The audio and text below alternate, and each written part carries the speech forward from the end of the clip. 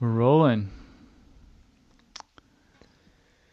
So my name's Sid, and I'm here with Eric today.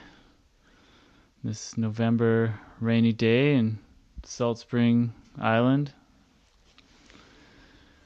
And yeah, we're going to talk about some things of the metaphysical world.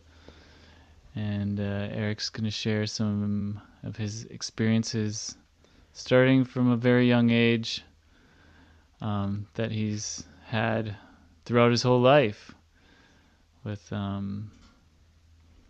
Sasquatch and other encounters. Mm-hmm.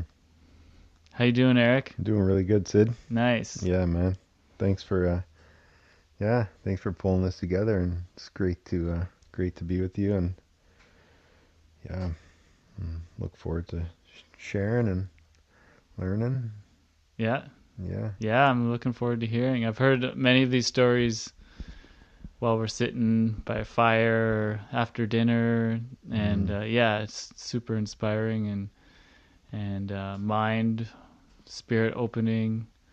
So I really want to get some of this information out to people who, yeah, really want to hear it. It might help expand their perception Yeah. of the greater world that we live in. Yeah.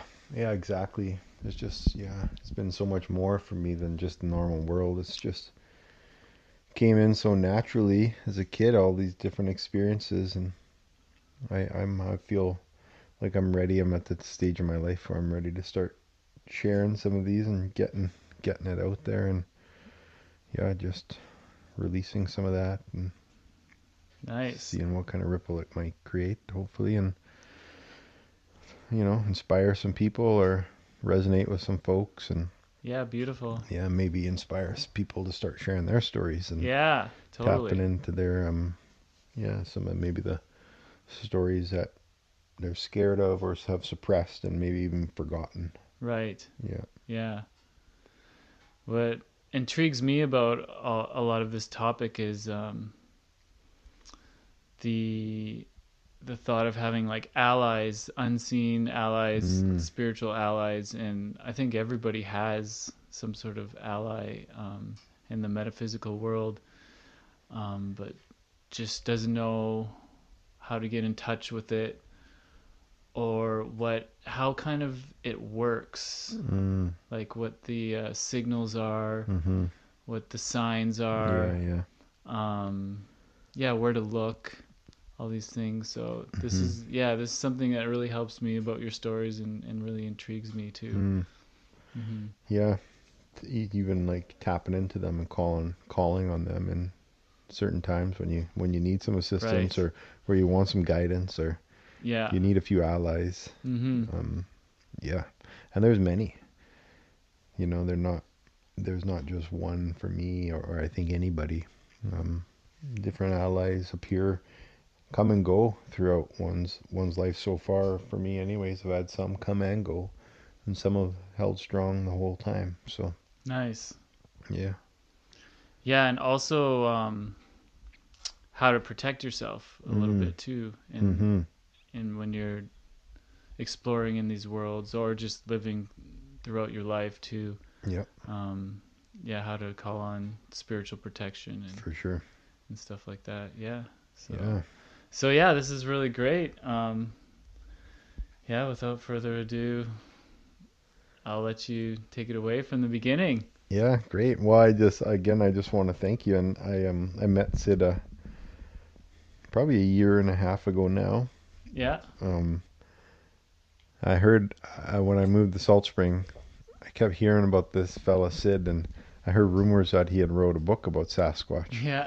and I'm like, wow, I wonder, I want to meet this guy, and Yeah. we kind of probably kind of danced around each other. You were here and there at the dance temples and stuff, and I just kind of missed your path for quite a while, Yeah. and then finally crossed your path, and it was really great to meet you and get to know you, and really feel that we connected pretty early. And yeah, I respect you and basically class you as my brother. So Aw, thanks. Yeah, Yeah. me too. Yeah, brother. It's yeah, been an honor to meet you and share time and space and Mm, little all the journeys we've done. And yeah, I feel like it's just the beginning. And yeah. yeah, Yeah, we probably journeyed before this life, yeah, I would say. yeah, We definitely have a little yeah, a little bit of synergy when it comes around to this topic. mm-hmm. Yeah, you got a lot of Sasquatch energy in you too, and channeling your book and stuff, Yeah, pre-seen a lot of yeah, what they in what they're like represent to me and many others, and that just came through naturally to you. So yeah, really cool. Yeah. awesome. Yeah, thanks for sharing. Yeah, well, I can tap in and like I can just kind of start bring me way back to the beginning, I guess. And I'm gonna share my some of my life story about yeah, present day, how I share this message and kind of bring forth the title of it.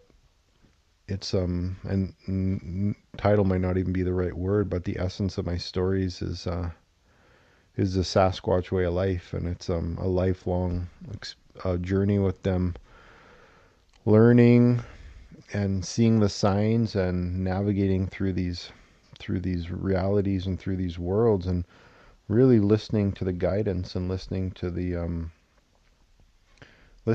teachings and following like the yeah, following the guidance really, and with that following the guidance, preparing your life for and preparing yourself to really like walk your truth and prepare you to fulfill some of your yeah, I don't know if destiny is the right word, but fulfill some of your missions on this planet. Yeah, Every choice we make takes us down another road, and every one of those roads has essentially another timeline, right. and it's how we create our life. And so I could have ended up in so many different places right as a child, and I feel keeping the doors open and staying connected to my spiritual and the magical and the metaphysical worlds, never really shutting them off. Right. I really allowed me to follow my guidance and prepare my life Mm. and set the stage that I can really just keep having interactions and nourish my soul. And there were some challenges along the way. Like I'd say in my 20s, I kind of lost my way a bit, but that was normal. I wouldn't necessarily even say lost my way, but I I had to really experience the good old 3D world, Yeah. the Yeah, adolescence, the and material. yeah, and just get caught up in, move to the city for a few years and get caught up in the rat race with my friends and going out. And but even within that, still having experiences, keep knocking on the door, and they'd keep knocking on the door, and yeah, really, never lost it, but I just really stepped away from the whole mystical world because Yeah. in Alberta, growing up in Edmonton, a lot of it wasn't really fully accepted by most. My biggest ally was my mom, who always honored my experiences and allowed me to share and never shut me down since childhood. So Beautiful. yeah, Yeah.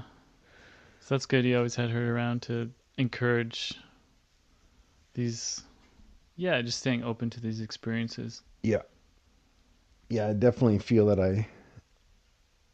was like a soul alignment to come in Mm. with my mom for Yeah. sure, because not only did she help me so much along the way, but I feel my experiences and what some of the medicine that I brought into her life really opened her up to some of the Right. greater realities, and Yeah. has shed a lot of the layers of some of the Christian upbringing she had, and few little religious shackles that she has been able to widen the expanse and open the mind and start to have experiences as well. And it's really quite open to yeah, so much more of the greater reality.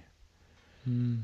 So yeah, with that, really my first experience that I remember, and this experience came in and out a few times in my life.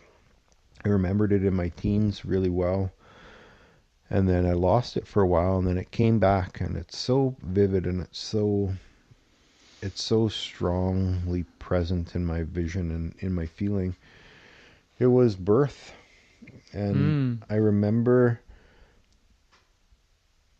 floating in the hospital room, floating above my body, and the nurse Whoa. was holding my body, Yeah. and I see my body there, and at this point I wasn't in my body. I was floating above my body, and just like looking at the nurse and looking at my mom, and really just, It's like, should I go in? yeah, Should I come? exactly, Is this okay? yeah, and then just, I guess, agreeing and just getting sucked in to the Mm. 3D, into the physical body. You like remember that feeling of becoming It was, anchored into yeah, 3D? and it was the most incredible feeling Wow. one could It ever, felt amazing, hey? yeah. It wasn't like heavy and like, no, I lost my light or It was every neuron and whoa. physical sensation. It was my spirit, like my energetic spiritual body, tapping in and aligning and Boom. integrating into this physical body, and all the sensations came, and all the feelings. So I went from being really aware Yeah. and noticing and looking, so, Yeah. and understanding that, I'm about to dive into this lifelong journey. Wow. And then as I sucked into the body, and all these senses, my whole body, I just felt every sense that I could have, and my whole body was tingling.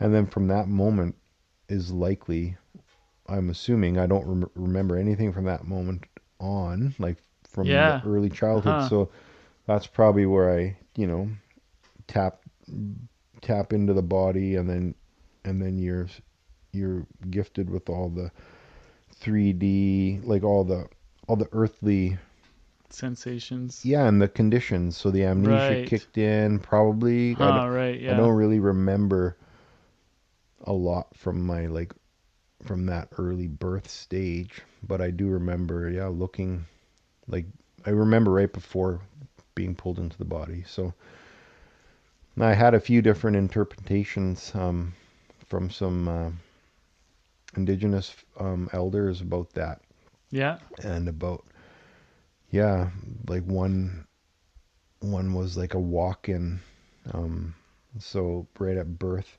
maybe the spirit that was originally meant to be in my body could have just almost forfeited his life, or maybe he wasn't quite ready, and he Oh. just kind of passed it over to me, Huh. maybe something like that. And then another one was that maybe I was already in there, Yeah. and then at birth I actually exited my body for a little bit. With all that energy of the labor and stuff. Yeah, Yeah. exited my body for a bit and then came back in. Right. Those were more detailed explanations. I can't remember all the full details and names of them, but I did have that. I was able to share that a few times to some older wise ones, and have a bit of their perception on that. Yeah. But not often you hear of people remembering their pre-birth, and Right. but there are many stories of it. But in general, um, yeah, people, a lot of folks don't really remember before birth. Anyways, not in that fashion where I was seeing my body and my mom, and so that was pretty cool. That was kind of like, to have those memories come back and to feel them and sense them so strong was very special.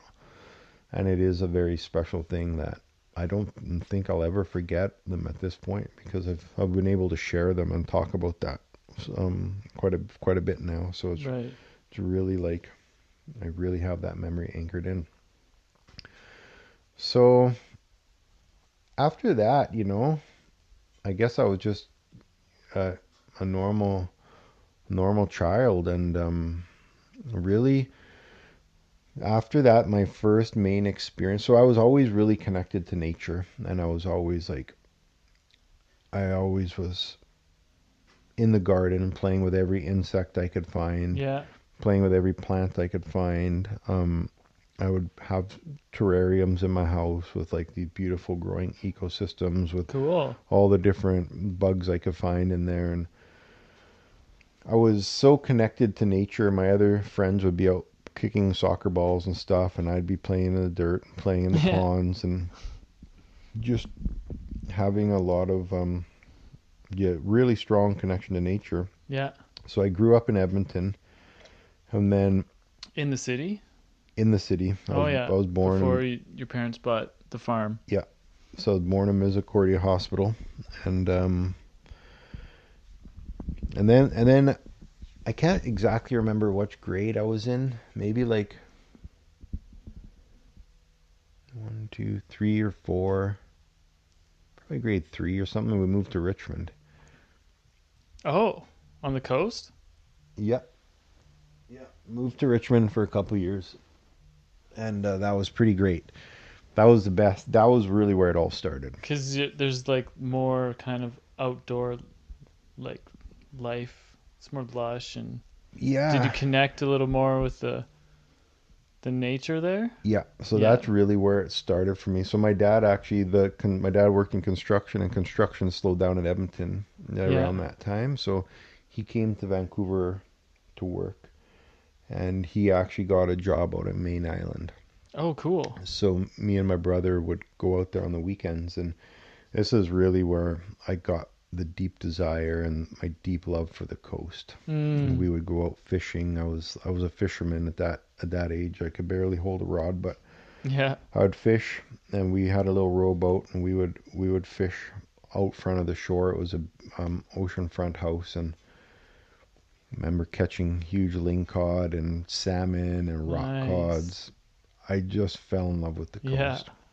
So it really amplified my connection to nature. And the first real strong experience that I had was I was in I was in my bedroom. We lived in a two-story house in Richmond, and I had a telepathic message one night. Came in so clear, and it basically said, "Come to the window, quick! We're here." And it was so strong. It was literally a voice in my head, and it Wow. wasn't just a voice, but it was a feeling, a feeling of family. Like Right. you can't explain the feeling of family. If you think about your child, your Mm. mom, and just sit with that Yeah. for like a moment and feel that. If you can amplify that by 100 or 200, Wow. the feeling, I knew this was my family. I jumped up to the window, Yeah. like, and I don't know if I crawled up on something. Opened the window, I looked out the window, and there was two basketball size orange orbs in the backyard, Yeah. one on each side of my window, and they floated underneath my window. They floated right to underneath my window, and they merged into one luminous ball. And they were emanating light, and they were probably like 4 feet off the ground, 3 to 4 feet off the ground. Yeah. And there was this big orange glowing orb in the backyard that floated across the yard and just went through the garden and literally right through a wood fence, like a Yeah. slatted wood fence, Cool. and just kept going through the neighbor's yard and disappeared. And I mean, I didn't know what to think And really. this was the middle of the night or just before dusk I or don't really remember. All I yeah. know was at night, Yeah. because I woke up the next morning and I told my mom right away. Right. Yeah. So I don't know what time it was. My mom might have a better timing on that, but I remember waking up the next morning and going and telling my mom what happened, and she remembers Hmm. it to this day. Yeah. She didn't really know what to think. Right. Yeah. She never really had any experiences at that point, and but she never turned it off. She didn't tell me that it Mm. was my imagination, and Right. I just always remember having such a great ally and a great comfort in sharing my stories with my mom. So yeah, she took that story in, and this was the start of of the stories that are to come. So like even the next morning you remembered that feeling that you had about the family times 100, 200. I remember that feeling today. Yeah. I remember that feeling today. And what was that like like the following week after, just or just that did you keep thinking about the orb or that feeling? So I remember seeing it all, and I remember the feeling, but what actually happened from then, that point, was a complete activation. Wow. So within the following days, Wow. I had three great understandings that I carried through. One of them, and these were downloads, and I feel what happened was the presence of them coming into my field was activating parts of my DNA. I don't think they necessarily gave me.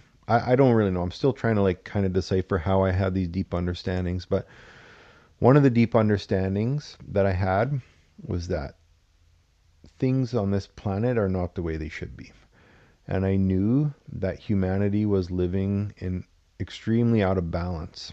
I Right. would observe my surroundings, and I remember sharing with my friends, and they would look at me. We were just kids, and we were like kicking soccer balls out in the yard one day, and I looked at my friends and I said, "We're not we're not supposed to be living like this. Right. This is There's something wrong with the balance, and we're not. I just really remember we're not supposed to be living like this. Is not the way it's supposed to be." Yeah.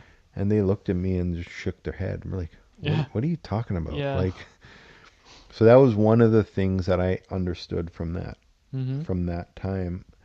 And another thing that I understood was that, and this is what was shared with me through like one of these understandings, however they came in. I'm really not 100% sure if it was just activating the DNA, some of the links within me, or if they just downloaded me with this. But one of the other understandings I had was that what I did in this life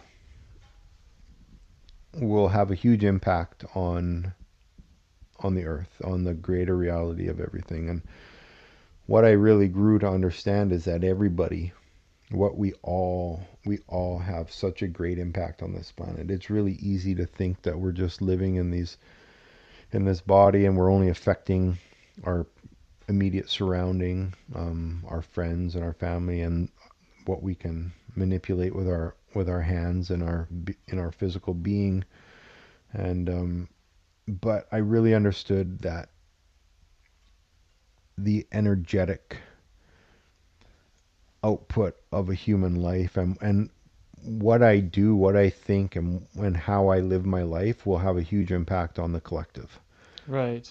And it's a fairly generic understanding. Many people understand that, and that's a beautiful thing. Many people also don't understand that. Of every action they have, every thought, it goes into the collective field, and it affects the whole planet. So what I really also learned over time was that wasn't just something specifically for me, like I was some special person who was really going to change the planet, but it's everybody. They were really just Yeah. showing me that, look, you're part of this collective field, and what you do is going to shape your reality and everyone's reality. And everybody has this opportunity. Everybody has this in their life. So everybody plays a part in um, this whole this whole reality that we're living in. Yeah. Totally. So the importance of really walking in a good path. And this wasn't just like someone telling you a concept or like telling you this, you were being shown with feeling. This was just You were an like in the knowing. yeah, this was Yeah. just an understanding that I had. Yeah, you totally understood it. Yeah. Yeah. And this was right in that first period of time, in that window. I was only in Richmond for maybe a year and a half. It Mm. was right in that window of when these experiences started happening. So the first one was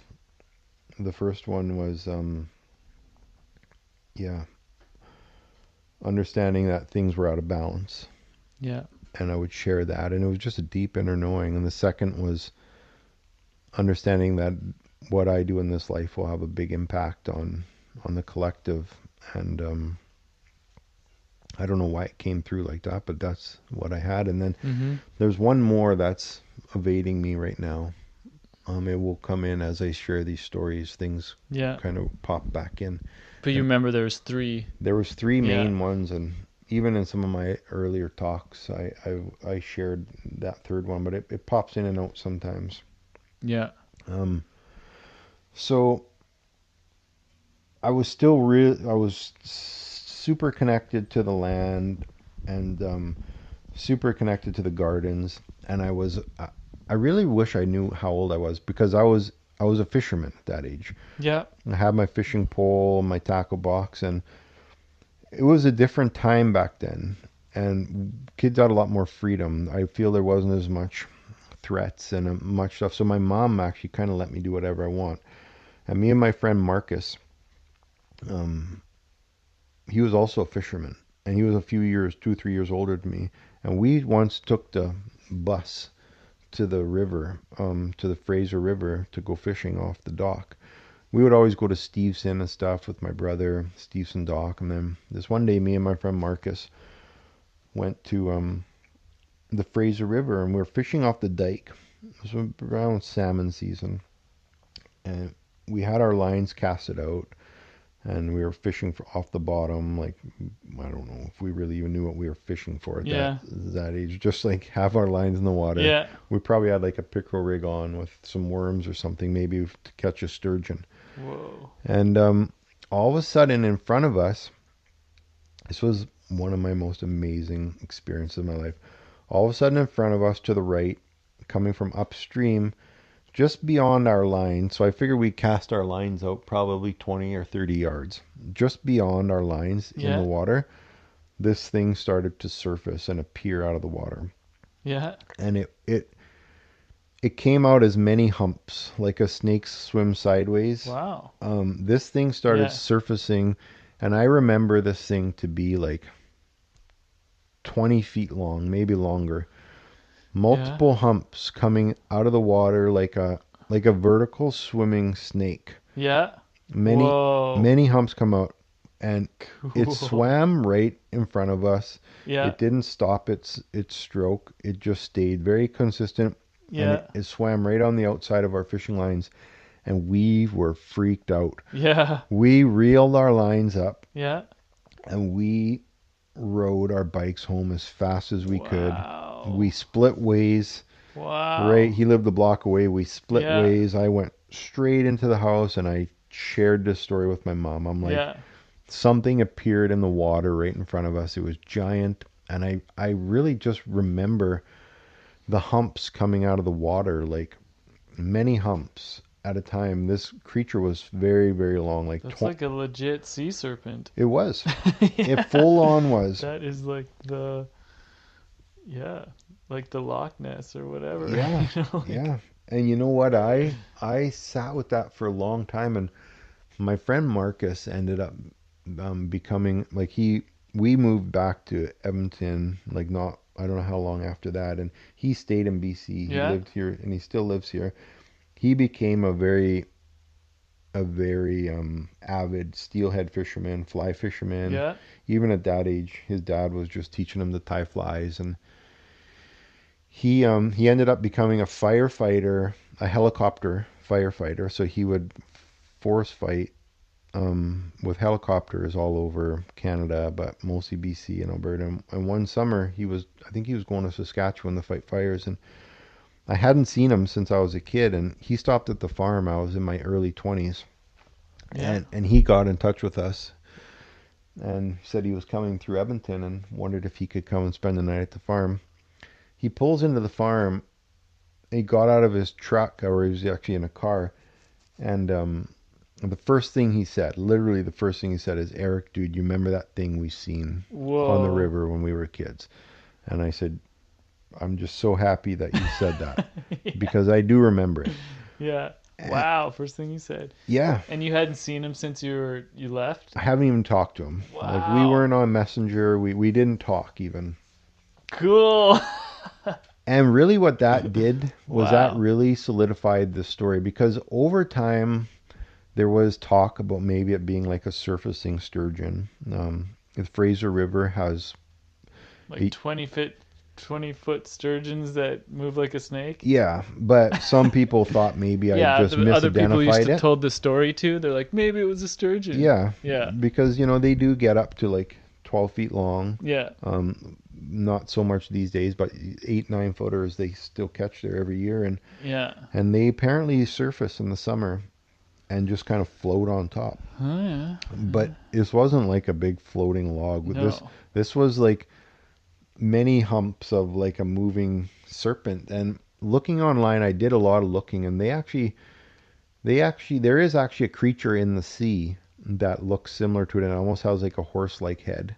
There's a few Oh. different creatures that have been found, or even in mythology, that perceive about what we witnessed. Um, but I, to this day, believe that it was, yeah, potentially a multi-dimensional being, Yeah. like the Loch Ness.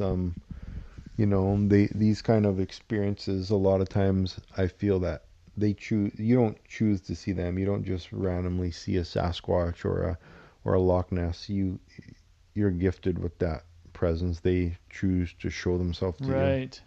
and it's all. Yeah, it was a big opening for me. So these early years of my life, I was really open to.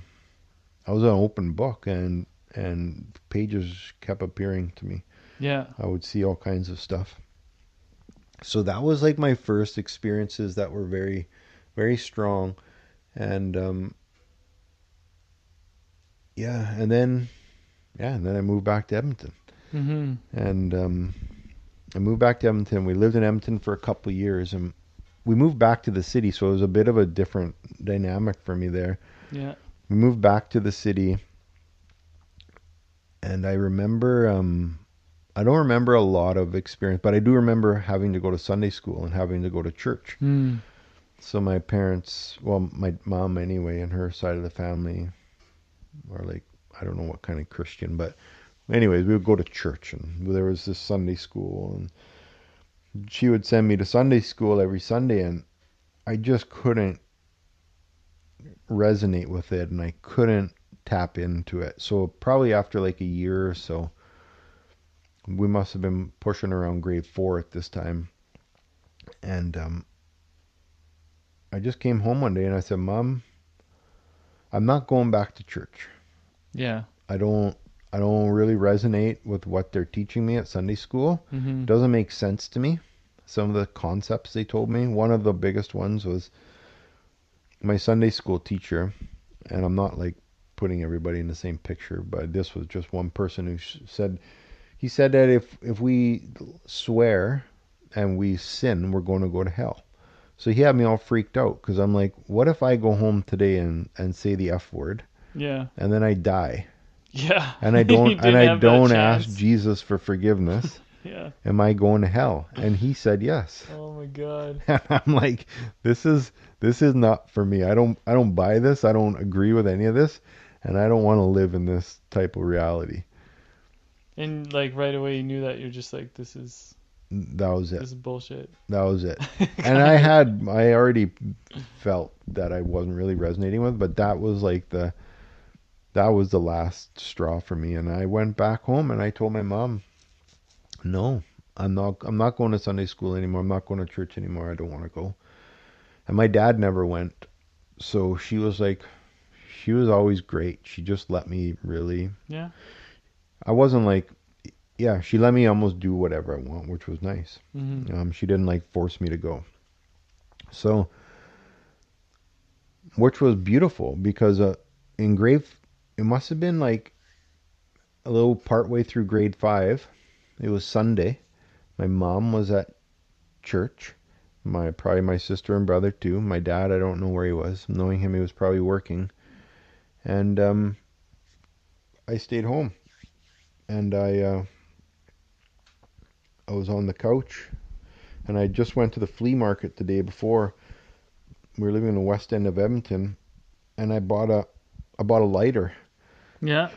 that has a plus and minus on it, you Oh know? yeah, those ones with the big flame. Yeah, so I Yeah, the cool. next morning they were gone. I grabbed that lighter, I took the metal off it, and I made myself a really high flame. Yeah. And I was playing with the lighter in the house, and we had a leak in the roof, and it was an older house, and it had wood shaving insulation.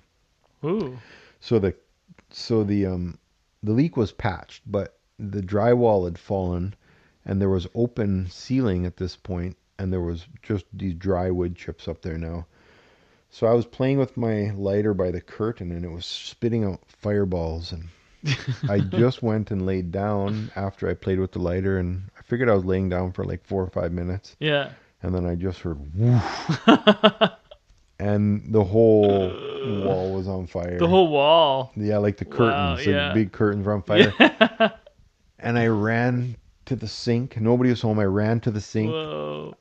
I ran past the fire extinguisher the week before. Being a kid, I actually blew the fire extinguisher outside. I wasted all the fire extinguisher.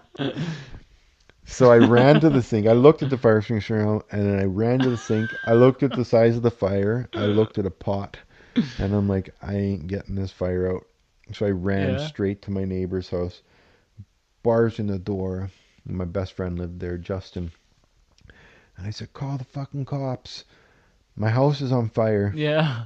And they called the fire department. And, anyways, to make a long story short, one Sunday I burnt the house down, Yeah. which Well, was everyone was at church. yeah, which was actually a blessing because my The dad. whole house went down. So, I didn't know this. like the whole house didn't crumble, Yeah, but but it like got toasted. yeah, my sister's room they chainsawed a hole through the ceiling and through the roof and blasted her whole room with water. My Wow. room, the door was closed. My room didn't get touched, but all the furniture was toast because it all got the heavy smoke. Basically, Yeah. the whole house was had to be pretty much Wow. ripped down.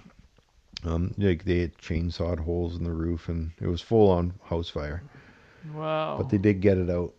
So it was kind of a blessing in disguise because we really wanted to get out of the city. My dad had always been trying to get a farm and get Yeah. out of the city, and he had he had like a settlement from work. I think he broke his leg or something at work, and he had a bit of a settlement, and so now we had no place to live. Yeah. So it was perfect time to start looking for a farm. Yeah. So in grade 5, we moved in with my grandma for like a month and a half, Yeah. and right off the bat, my dad started looking, and we found a farm, and we moved out of town. I was in the middle of grade 5, so pretty young yet, Yeah. and we moved to a farm, which was absolutely amazing. And it was 35 minutes north of Edmonton, north of Bonaccord. And that's really when I was able to tap back into nature and just become part Mm. of, really just listen to my desires, and took me out of all the different stimulations of living in a city. And now I was able to express myself and explore nature again. So, Amazing. so yeah, that's really when the next series of events started happening. Mm-hmm. And at this point, Sasquatch really came into the picture in when I got into my teens, a little later in my life. But these next series of stories is important because they're all part of this picture. Right. So a bunch of the experiences that I experienced from that point forward. One of the big ones, and this might have even happened before I left the city, but I don't think so. So it was in dream time. So two main things started happening in dream time. One of them was astral projections, Wow. and I started disappearing at night, and I started going up into the cosmos. And to this day, I don't have a lot of recollection where I was, Mm-hmm. but I remember gaining consciousness at the clouds and coming and slamming back into my body. This went on for years. This went on well into my 30s, where I would, and not every night, but sometimes 3, 4 nights in a row, Sometimes, I'd have little breaks, but I just like, well, I'm pretty sure it's safe to say hundreds of times I would I would be gone at night. And I don't know, to this day, I feel that I was up there working with my teams, maybe going to school, Oh galactic yeah. school, working with other people. Other people talk about remembering these when they actually go up there and they're literally in classrooms getting Right. getting Yeah, I've had teachings, another friend say this. Yeah. yeah, and downloads about where they were or about how to navigate this life. So when I moved out there, these are some of the next experiences that I really started remembering. Um, so the astral projections kept happening, and then one of the next really important parts of my journey was I signed up basically to fight in the galactic spiritual wars up in the cosmos. And Do you remember signing up? yep, You remember like making that decision, yep, like I will do this. yep. So this is how I remember, and I remember it so clear. I'm up in the cosmos, what one could call almost at this point is the black abyss. I was just in this black abyss, this landscape. There was really nothing there. It wasn't full black darkness, but it was like there was space, empty matter. Hmm. And there was a huge tree. And this tree had no leaves on it. It reminds me of the tree of life. If you look into like the Norse culture and you just Ah. type in the tree of life, it looks like a huge, perfect silhouette of an oak tree. Yeah. And it was a massive tree, and there was no leaves on this tree. It looked to be a dead tree, and this tree was full of bats. Oh. And I'm still trying to decipher some of what the meaning of the bats were and stuff. Learning more now about my ancestry, and Hmm. um, yeah, even like Odin sometimes is a representative of a bat.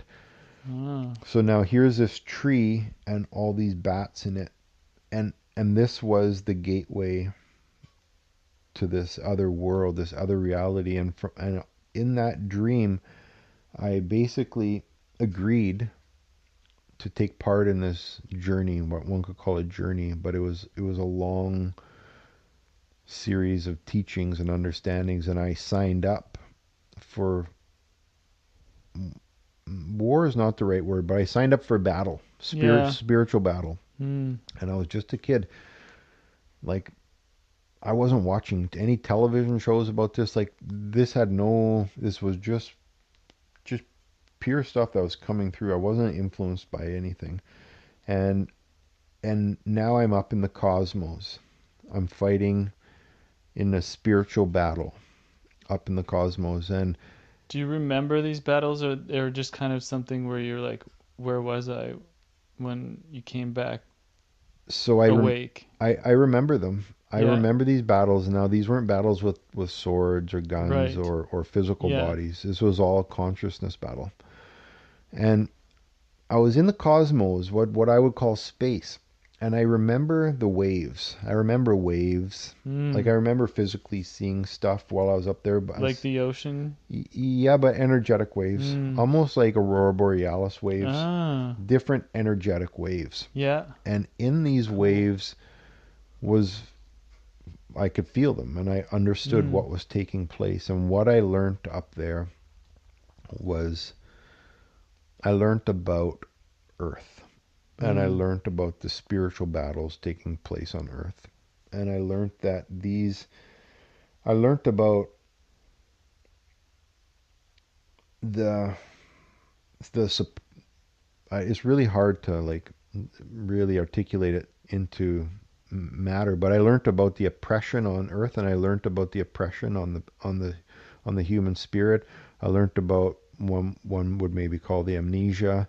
Um, is really kind of hard to explain, but it was full on spiritual battles, and this took years. This took years, and it wasn't. I'm sure sometimes I would go into it every night, but this was also mixed with astral projection, and I'm sure some quiet nights, I hope, because Hmm. I needed to rest sometime. Yeah. And I would wake up in the morning and I would be completely exhausted Wow. because I was up all night Hmm. working.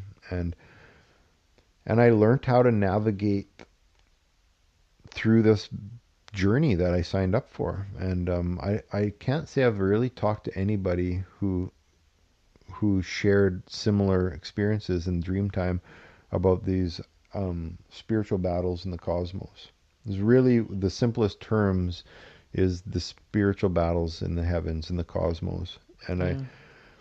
and I learned how to use my consciousness and my energetic and like my emotional field to fight it. And fight's not even the right word, but to navigate these energies that were being shown to me every day. Wow. And then eventually, years later, this came to completion. These dreams came to a completion. And this completion, it wasn't like it wasn't like a huge victorious like moment where I was like, yes, I finally won. Yeah. Um, but it also wasn't a doomsday ending where like, man, I got pummeled and I got defeated. Right. But it was a good, solid finish where I Mm. finished a completion, whether I was complete that part of the my teachings, but complete that part of the spiritual journey and the spiritual battle, and it was a good completion. Yeah. It felt solid. It felt whole. It almost sounds like it was maybe like spiritual obstacle course that you had to get through with these like waves of information or like teachings and stuff. Yeah, And it was like you were constantly every night like advancing through these whatever was getting thrown at you or yeah, whatever. yeah. That's a really cool perception. It's nice to hear how people interpret some of these experiences. So it was almost like an obstacle course, but it was really the way I remember it was Mm-hmm. like it was a battle though. Was there an opposing team or force or group? Yeah, and it Yeah. wasn't necessarily like it wasn't a group. It was Were they it was there an to like, energetic force. yeah, And from like a what field?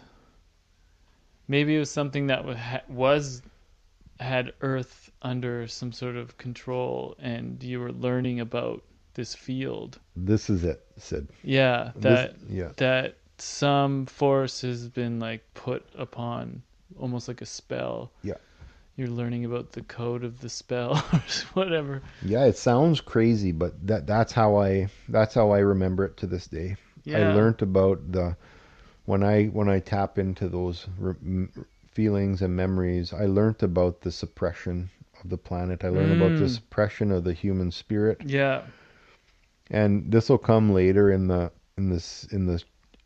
talks to present day. Mm-hmm. But really, what I'm seeing now, and this is like fast forward to present day. Which is we're in November 2021. Yeah, like 2 years into COVID Yeah. and seeing what's taken place on the physical plane, I'm seeing those spiritual battles manifest in the physical. I Mm. seen it right. I intuitively knew right at the beginning of COVID, before it was even a thing. My guidance and my inner standing was just like, this is a spiritual battle. Yeah. This is a spiritual battle. And now I can really see it, the suppression that's coming and all the different layers of control and manipulation. Mm-hmm. I see that spiritual battle that I fought up in the cosmos is now manifesting into the 3D. Mm. So in essence, that was really my training grounds. Yeah. And now just keep in mind, this is my interpretation. I'm not claiming this as being like, this is exactly what it is. This is my understanding Yeah. from my own experiences and me just sharing how I'm perceiving these things. Um, so yeah. So really, I was very blessed as a kid to have these experiences, and I look back at that, and I would say that those series of dreams was really some of the first and the strongest shamanic teachings that I was brought forth from spirit as a youngster. Wow. And um, throughout my life, with all these different experiences that I've had, really built up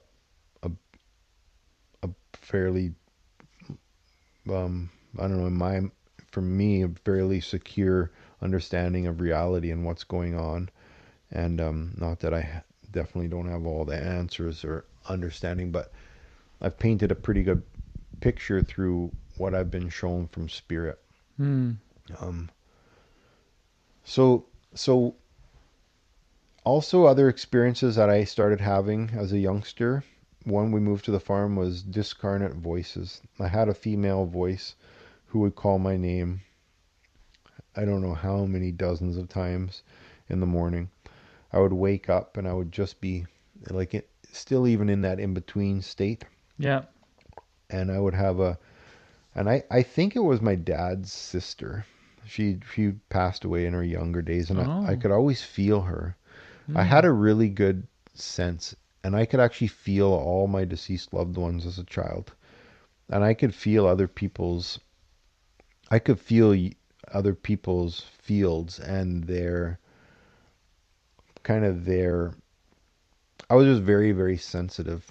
So when I would tap into like this, who's surrounding me, like I could feel my grandparents who had passed, Mm. and any other deceased loved one who was, and I never met my dad's sister. She died back in Denmark, but I've always felt her really strongly in my fields, especially as a youngster. And Mm. I believe that those voices, one particular female voice who would call my name in the morning, she would just say, Eric. She'd be calling from the living room. Wow. And this went on for many years. Just Yeah. sometimes when she would even wake me up in moments of sleeping in and stuff, and she would help me get out of the house in time. Mm. One time in particular that I'll never forget. I was in, it wasn't too long ago in my 20s. I had to go to Mornville to pick up plywood in the morning, Yeah. and I told the fella I'd be there. I think at 8, and it's like 30 minutes to drive there, 25 minutes, Yeah. and I was sleeping in. Nobody else was home, and it was almost 7:30. And this woman like called my name urgently. She's like, Eric, and woke me up instantly. And I just woke up and I said, oh, thank you.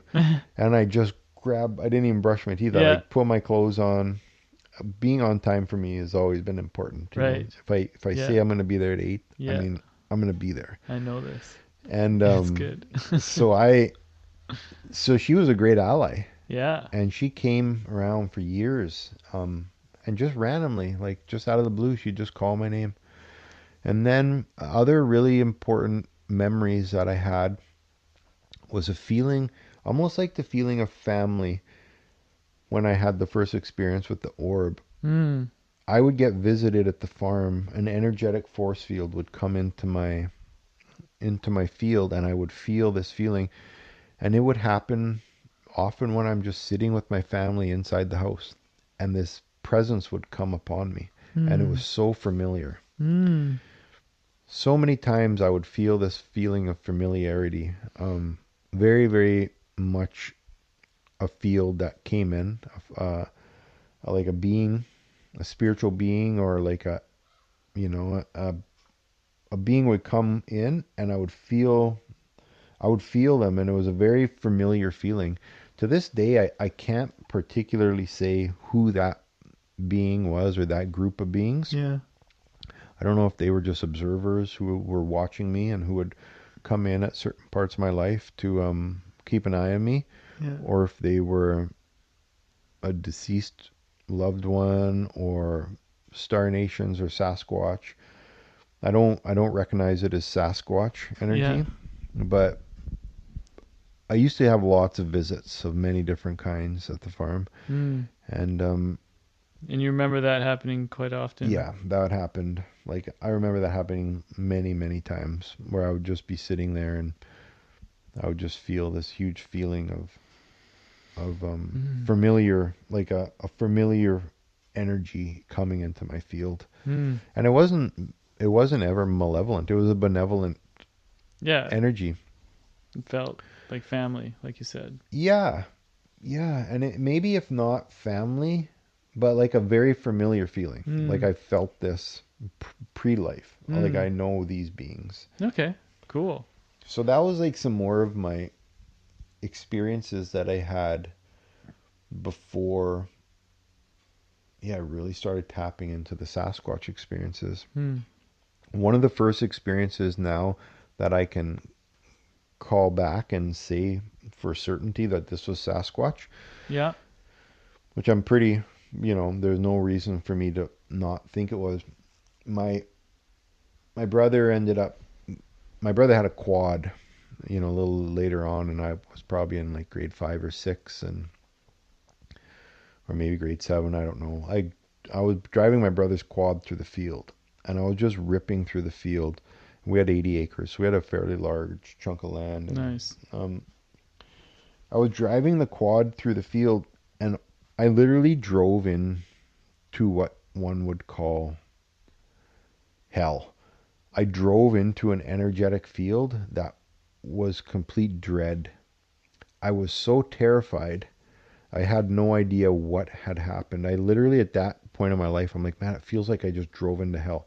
Yeah. I drove into this force field of fear that was, had I not been on a quad, it would have froze me in my tracks. Like, I had my hand on the throttle, Yeah. and all I actually did was pin it. I Wow. got out of there so fast. Yeah. You just kept going straight. And I had Yeah. to slow down and cross a creek. Ooh. And I'm pretty sure because the Sasquatch live around there and they've always been there.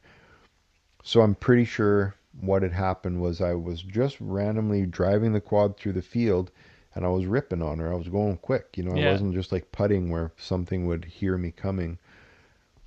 And when you get too close to these beings, or you startle them, or you come into their safety zone, or if Mm-hmm. they have family, they can emit energetic field, which one could call oh, the name's not coming to me right now, but they infrasound. Ah. So they say like lions. I think lions can Infra also like infrared? No. Infrasound. infrasound, and Huh. it's like an energetic field. Lions can freeze gazelles and stuff with With it, their roar? and it's just like an energy, just like a frequency that they Huh. just direct it towards you, and you can be frozen. So Right. this has happened to me three times or so. But I feel what had happened at that point was there was probably a group of beings or one being that was Yeah. down by the creek. Often when Sasquatch are by the creeks and water and moving water, Yeah. there's been so many experiences of people who can surprise them by water. We're not sure why or what it does, Ah. but their senses aren't fully. You can often sneak up on them and surprise them. Generally, you will never surprise a Sasquatch. So I kind of feel that I was driving through the field and I probably got close to them, Yeah. and they hit me with this infrasound, which can freeze you in your tracks. It will make you Right. feel like you're literally so dread. It can make you feel like a demon is around you. You're Wow. just so dreadfully scared. You're frozen. You actually can't move. And I drove literally into that field and I drove out of that field.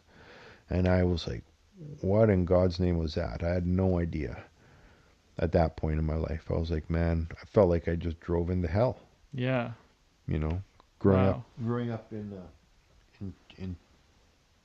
going to church, they kind of told you what hell was like. And Yeah. I didn't really know. I'm like, man, it felt like really demonic, scary energies. Yeah. Well, they were probably scared, so it's just like Yeah. that's what got emitted. Yep. Especially with the quad so loud and Right. fast. Yeah. Very. Yeah. And if their senses are down near water, yeah, Yeah. it makes sense.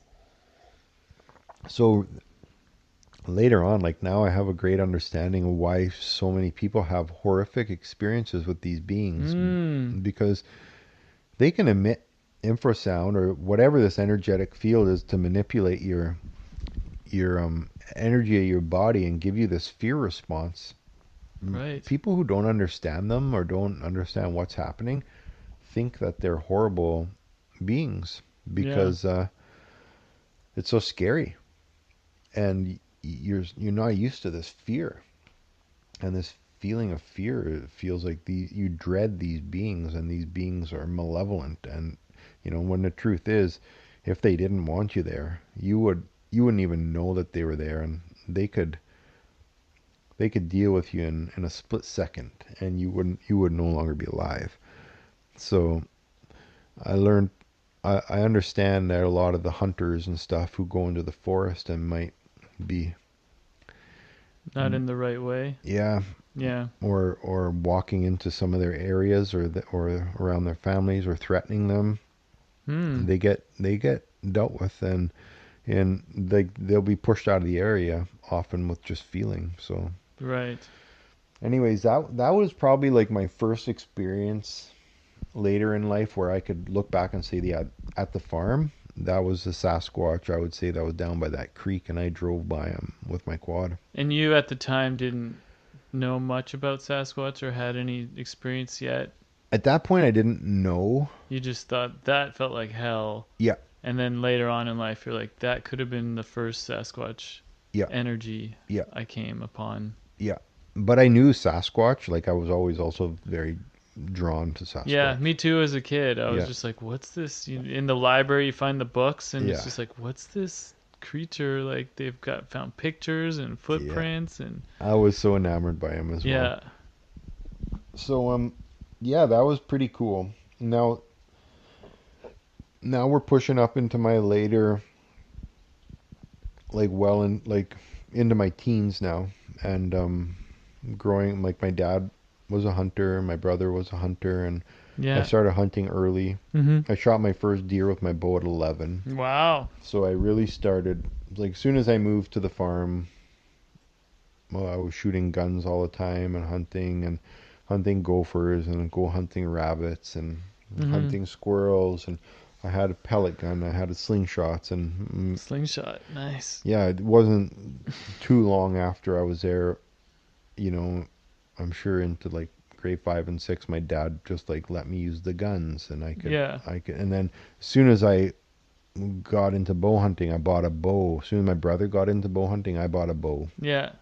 and I really just, yeah, I just love bow hunting, and yeah, I started bow hunting early on, and this this kind of brings me into the next segment of experiences. Now we're starting to get into the more physical experiences. Ah. So far we had a lot of, at that point I had a lot of mystical experiences with the discarnate voices, and the supernatural experiences with the dreams, and the the orbs and stuff like Yeah. that. And then I started, like, I was always very enamored by Sasquatch and Native Americans, and just the natural way of living. Hmm. I remember as a kid, even back in Richmond, looking at National Geographics. My dad had like years of collections, like I think what I remember to be hundreds of National Geographics, and I would scope through them and look at. I would love to see the native, like the indigenous people, the Native Americans in their headdresses and in like their regalia. Yeah. And I remember looking at my dad as a kid being like, why isn't this me? Like, I felt I should, like, it didn't make, I had such a strong connection to them. I didn't understand why I didn't look like that. Huh. Yeah. Yeah. And Or also, like, why isn't our culture living like this in a way too? Like, yeah, yeah, exactly. with the land, with the Yeah, medicines of yeah, the earth.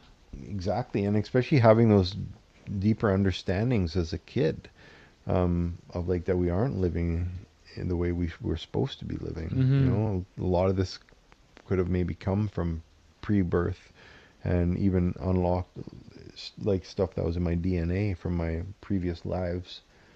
Um, so I started in my teens, is really like later in my teens, 16. The day I was 16, I had a vehicle. I started driving, I think, at 14. My mom let me use her car a year or two before that. So the day I was 16, I went and got my driver's license, Yeah.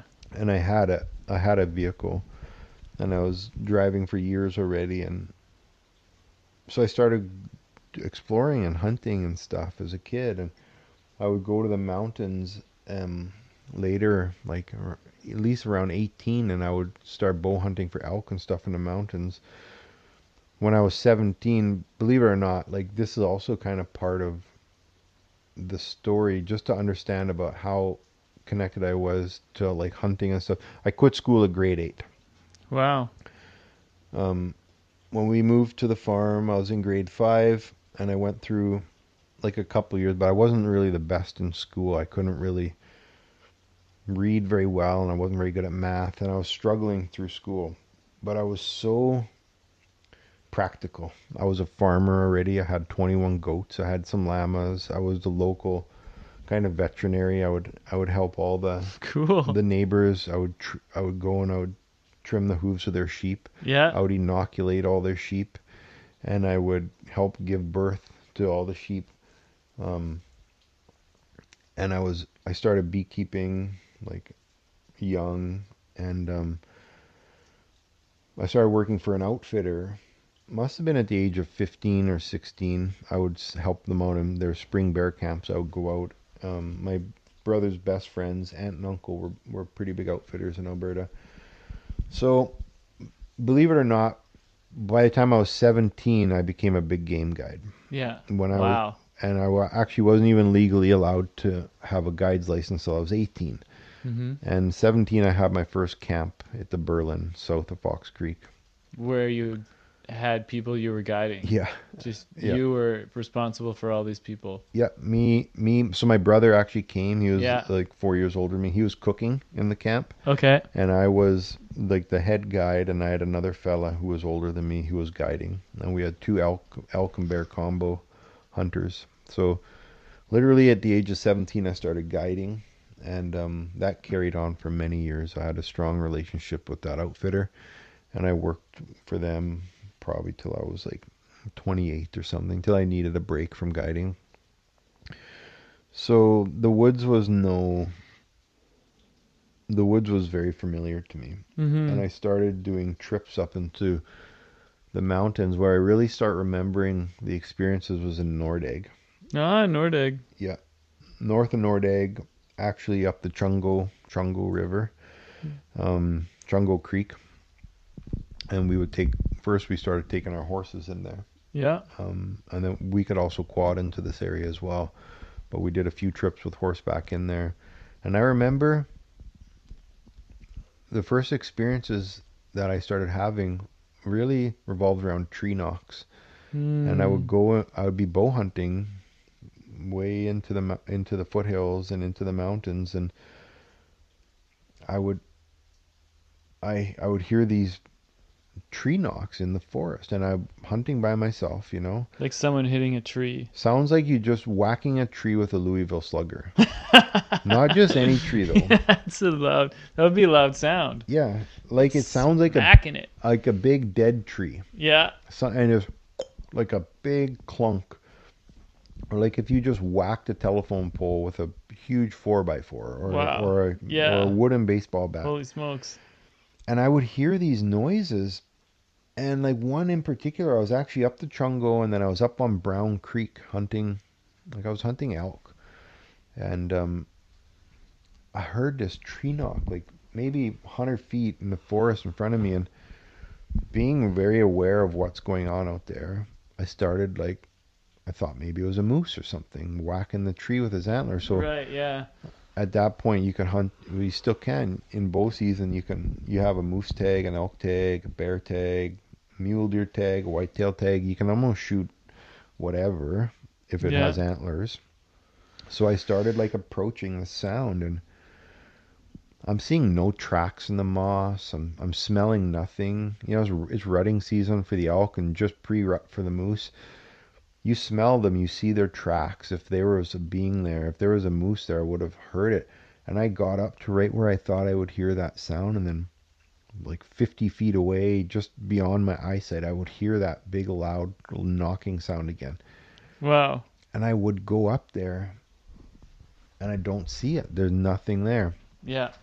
So I was really like wondering what these things were. And my bosses at the bee farm, I ended up keeping bees for 12 years.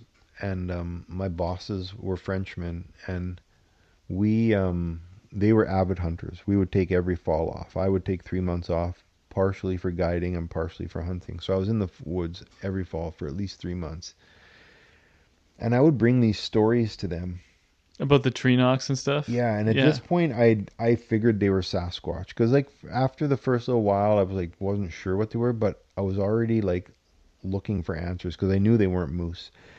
Did They you tried. ever hear of them this tree knocking concept before? I so Anyone else explain that to you, or did you kind of intuitively get that so this that's is what they do? so this is how I figured it out.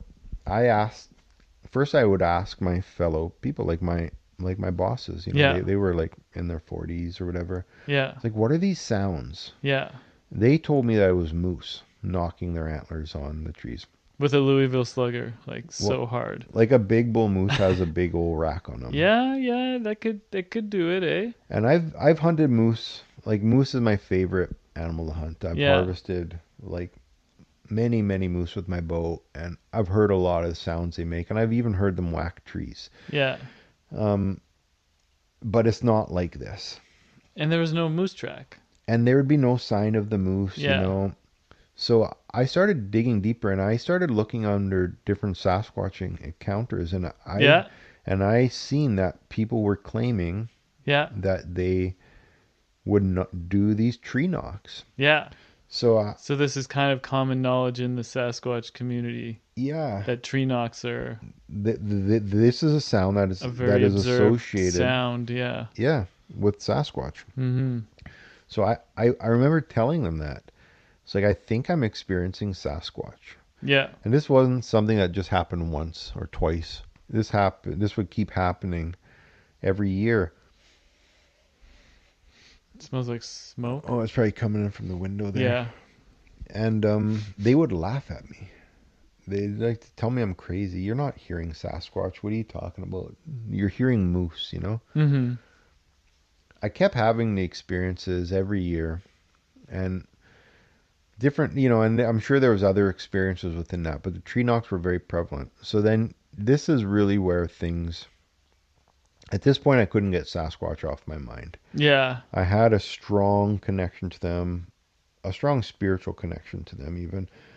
I understood that they were there, and I Mm-hmm. understood that they were coming into my field, and they were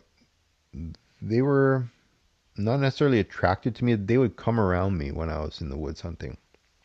I would even experience them out guiding and stuff. So then really when it really like, this is the experience that changed my life. This experience I'm going to tell you now. I wish I remember what year it was. I was in my 20s. At this point, me and my brother already had a real strong herd of horses. And this was probably my second year in the Wilmore.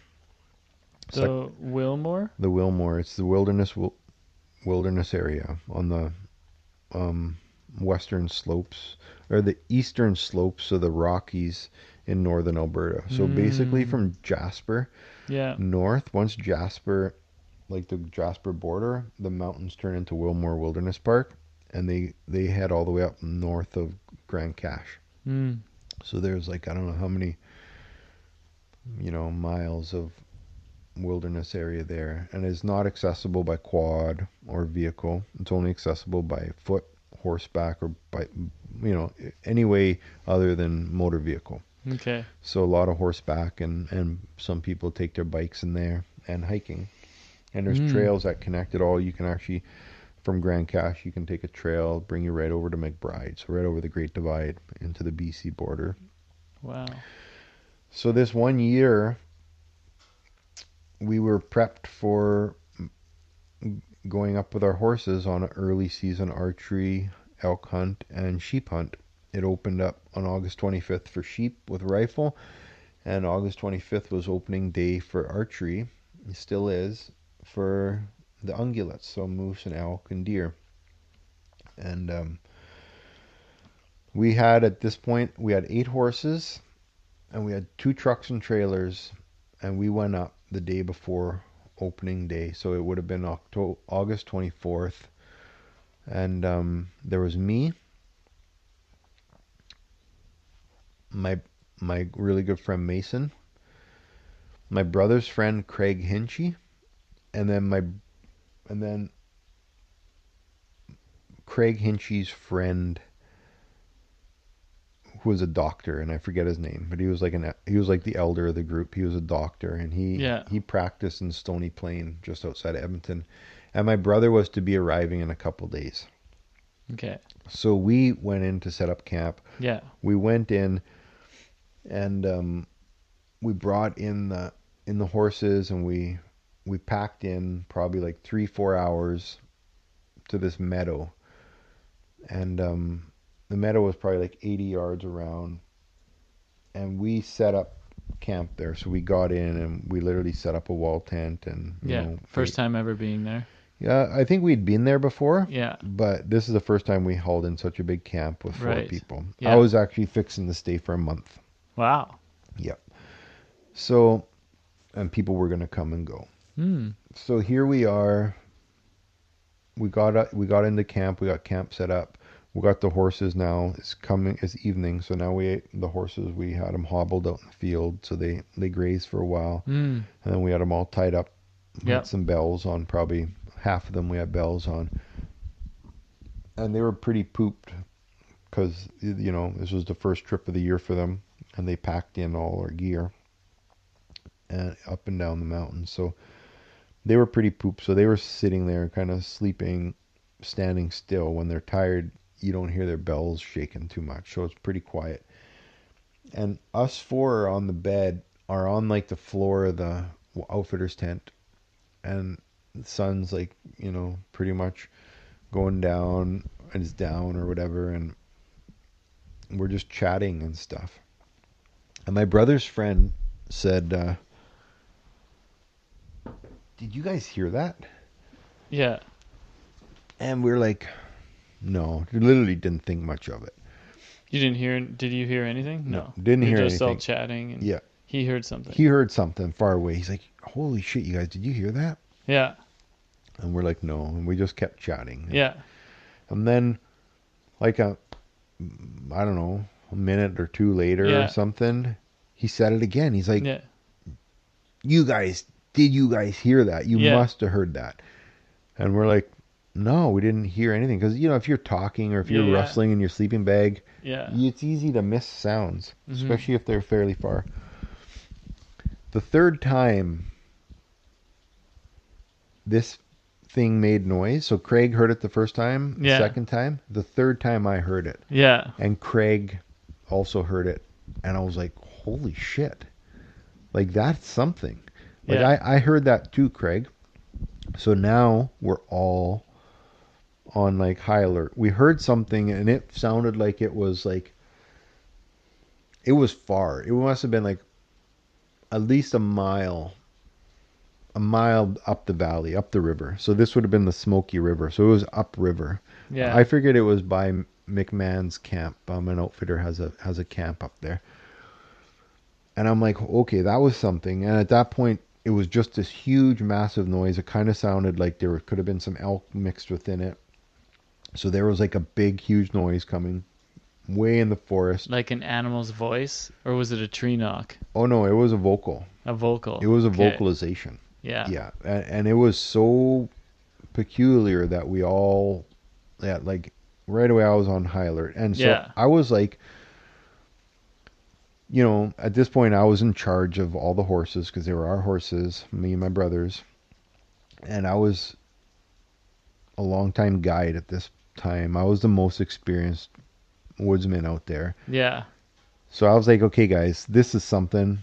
I'm gonna get up and like hear this out and see what this is, because this was a huge sound. Yeah. And so we all got up at this point, and we kind of went outside. I'm assuming now we go outside, and this thing fires up. Yeah, as soon as you got outside. And this sound came from way upriver, and we all kind of looked at each other, and we're just like, "What the f was that?" Like there was a massive vocalization coming from super super far, Yeah.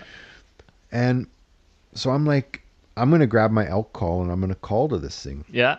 So I go back in the tent and I come out and I grab my elk bugle. At Hmm. this point, I'm pretty sure at this point, my friend Craig Hinchy, my brother's friend, Hmm. maybe it was a little bit later, but he had a video camera. This is all videoed. Oh yeah. He once this being started coming closer, he grabbed his video camera and he videoed all this experience. Hmm. So here we are.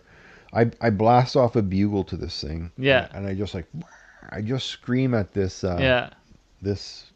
At this point, I don't really know if it's an elk or something. Yeah. And this thing answers and just fires back this massive vocalization. We all kind of looked at each other. We're just like, what on earth is that? So then this is where it gets peculiar. So that was the first response that it shot us. So we all kind of looked at each other and we're just like, what's going on here? Within moments, I bugle again. Yeah.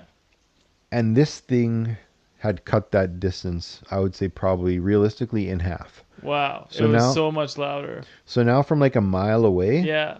within like 5 seconds, 10 seconds. probably like a minute, Oh, a minute. Yeah. probably like a minute, Yeah. maybe less, Yeah. but realistically probably a minute because we were just kind of like trying to figure out what that was and listening for more sounds from it. I called again, it answered again. It was halfway to us. Like half a mile in a minute. Yeah, and we looked at each other and we were like, what the hell is that? So before I explain the sound, I called one more time Yeah. and this thing answered us. It answered us. It sounded like an elephant, Yeah. Wow. and then it sounded like a zebra, and it ended. And it kind of sounded like an elk, Yeah. and then it ended with. And after the third call, everybody looked at me. I said, "What the fuck is that?" Yeah. And I looked at them. I said, "That's a fucking Sasquatch." And everybody at that point Wow. they shit their bricks. Yeah.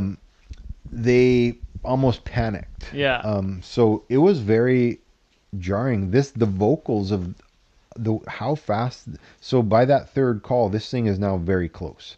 Yeah. He's like within a few hundred yards of us. Whoa. So he went from being like a mile away. You could barely hear him when we first heard him. Yeah. We could literally. He was a faint in the distance. Yeah. We missed the first couple calls. And then the third call, I heard him, and then next thing you know, he's getting close. Like he covered ground which didn't make any physical sense. Yeah. No animal, from my understanding, could cover ground that fast. And Wow. so so at this point everybody was freaked out because I said it was Sasquatch. Yeah. And I had a pretty good understanding of what the Sasquatch were at this point. I already had a strong spiritual connection to them. And everybody, believe it or not, everybody went in and grabbed their gun. Mm-hmm. So now we had like loaded guns, loaded rifles.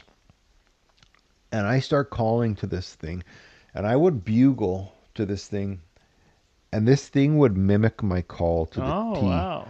Wow. He would mimic every syllable, like every tone of my bugle, Yeah. and then I would cow call. Yeah. It would mimic my cow calls. Wow. But after the bugle, it would let off with this huge roar, and this elephant type of trumpet, Yeah. and then it would sound like a zebra, and it would end with this, and it was so loud that the leaves were shaking. What? And the horses at this point are getting pretty freaked out. Yeah. This thing is coming closer and closer. And this experience now is going on for like many minutes, like Yeah. maybe 5-8 minutes, and maybe longer. And everybody's super freaked out. At one point, the doctor looked at me and he said, "Eric, shut the fuck up." And these are his exact words. So Stop bugling. I'm just saying his exact words. This is how freaked out he was. And I looked at him and I said, "It's okay. Don't worry."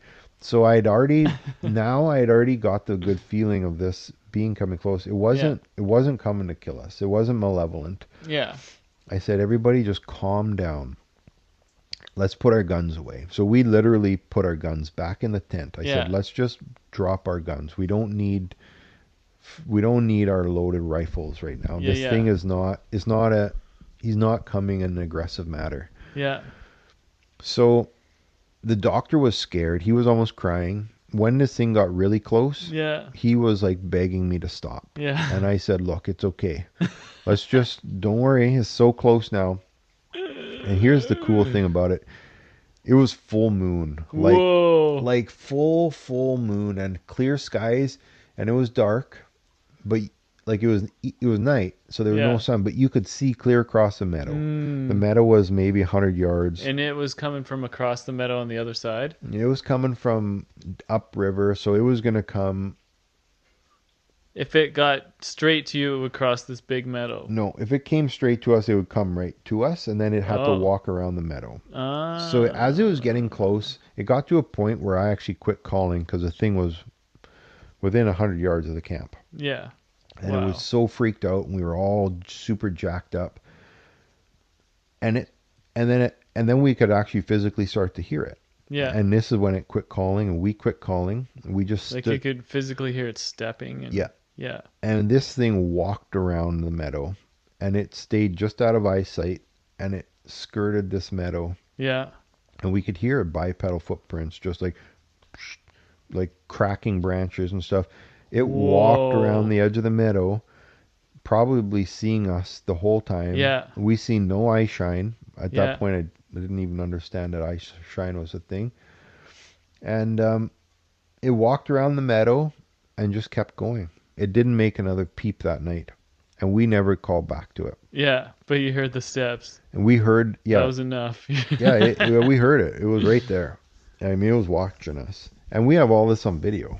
Like the calls we that have the it calls was doing on video. You have the sound it was making on video? Yeah. And we have I don't know how good it really picked it up. Yeah. Do you have this video somewhere? My friend, my brother's friend, he still has it. When's the last time you watched it? And not for many years. Yeah. But we've been making we said next time I come to town, let's make a point to turn this video on and watch it again and let's see this memory that we have. Yeah.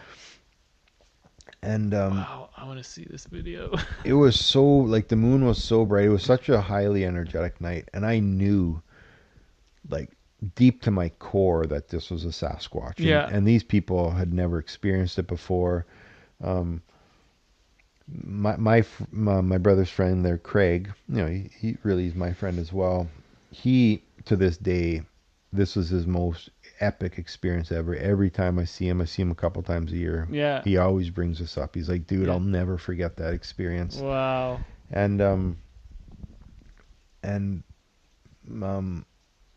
my brother, for years, we all told him the story. He had cognitive dissonance. He wasn't there to experience it, but he'd never believed it was a Sasquatch. He's like, yeah, it was just an elk, like a big old bull elk with a raspy voice. And we were Two just legs. like, you have no idea what we experienced. Yeah. And my other friends, the other guys, I think the doctor probably blocked it out. Cognitive dissonance, doesn't want to, there's too much to think about. Right. And Mason never said much about it. So that was really the turning point for me. Wow. From there, I was like, okay, what is going on here? Yeah. Why do these experiences keep happening to me? And, I had friends with me at this point. So this experience was great because I had other people to experience it with me. Yeah. But I was like, why do so many other people I talked to never have any experiences with Sasquatch, and why do they keep coming to me? Why do I keep having these experiences? So I knew I couldn't get them out of my mind at this point. Oh, I bet. I had such a strong and I already had an intuitive spiritual connection to them. I knew that they were I knew I could talk to them. I talked to them in my mind. I knew Mm. that they could sense me. I knew Mm-hmm. that they were coming around me because I'm just gonna throw a log in the fire. Yeah.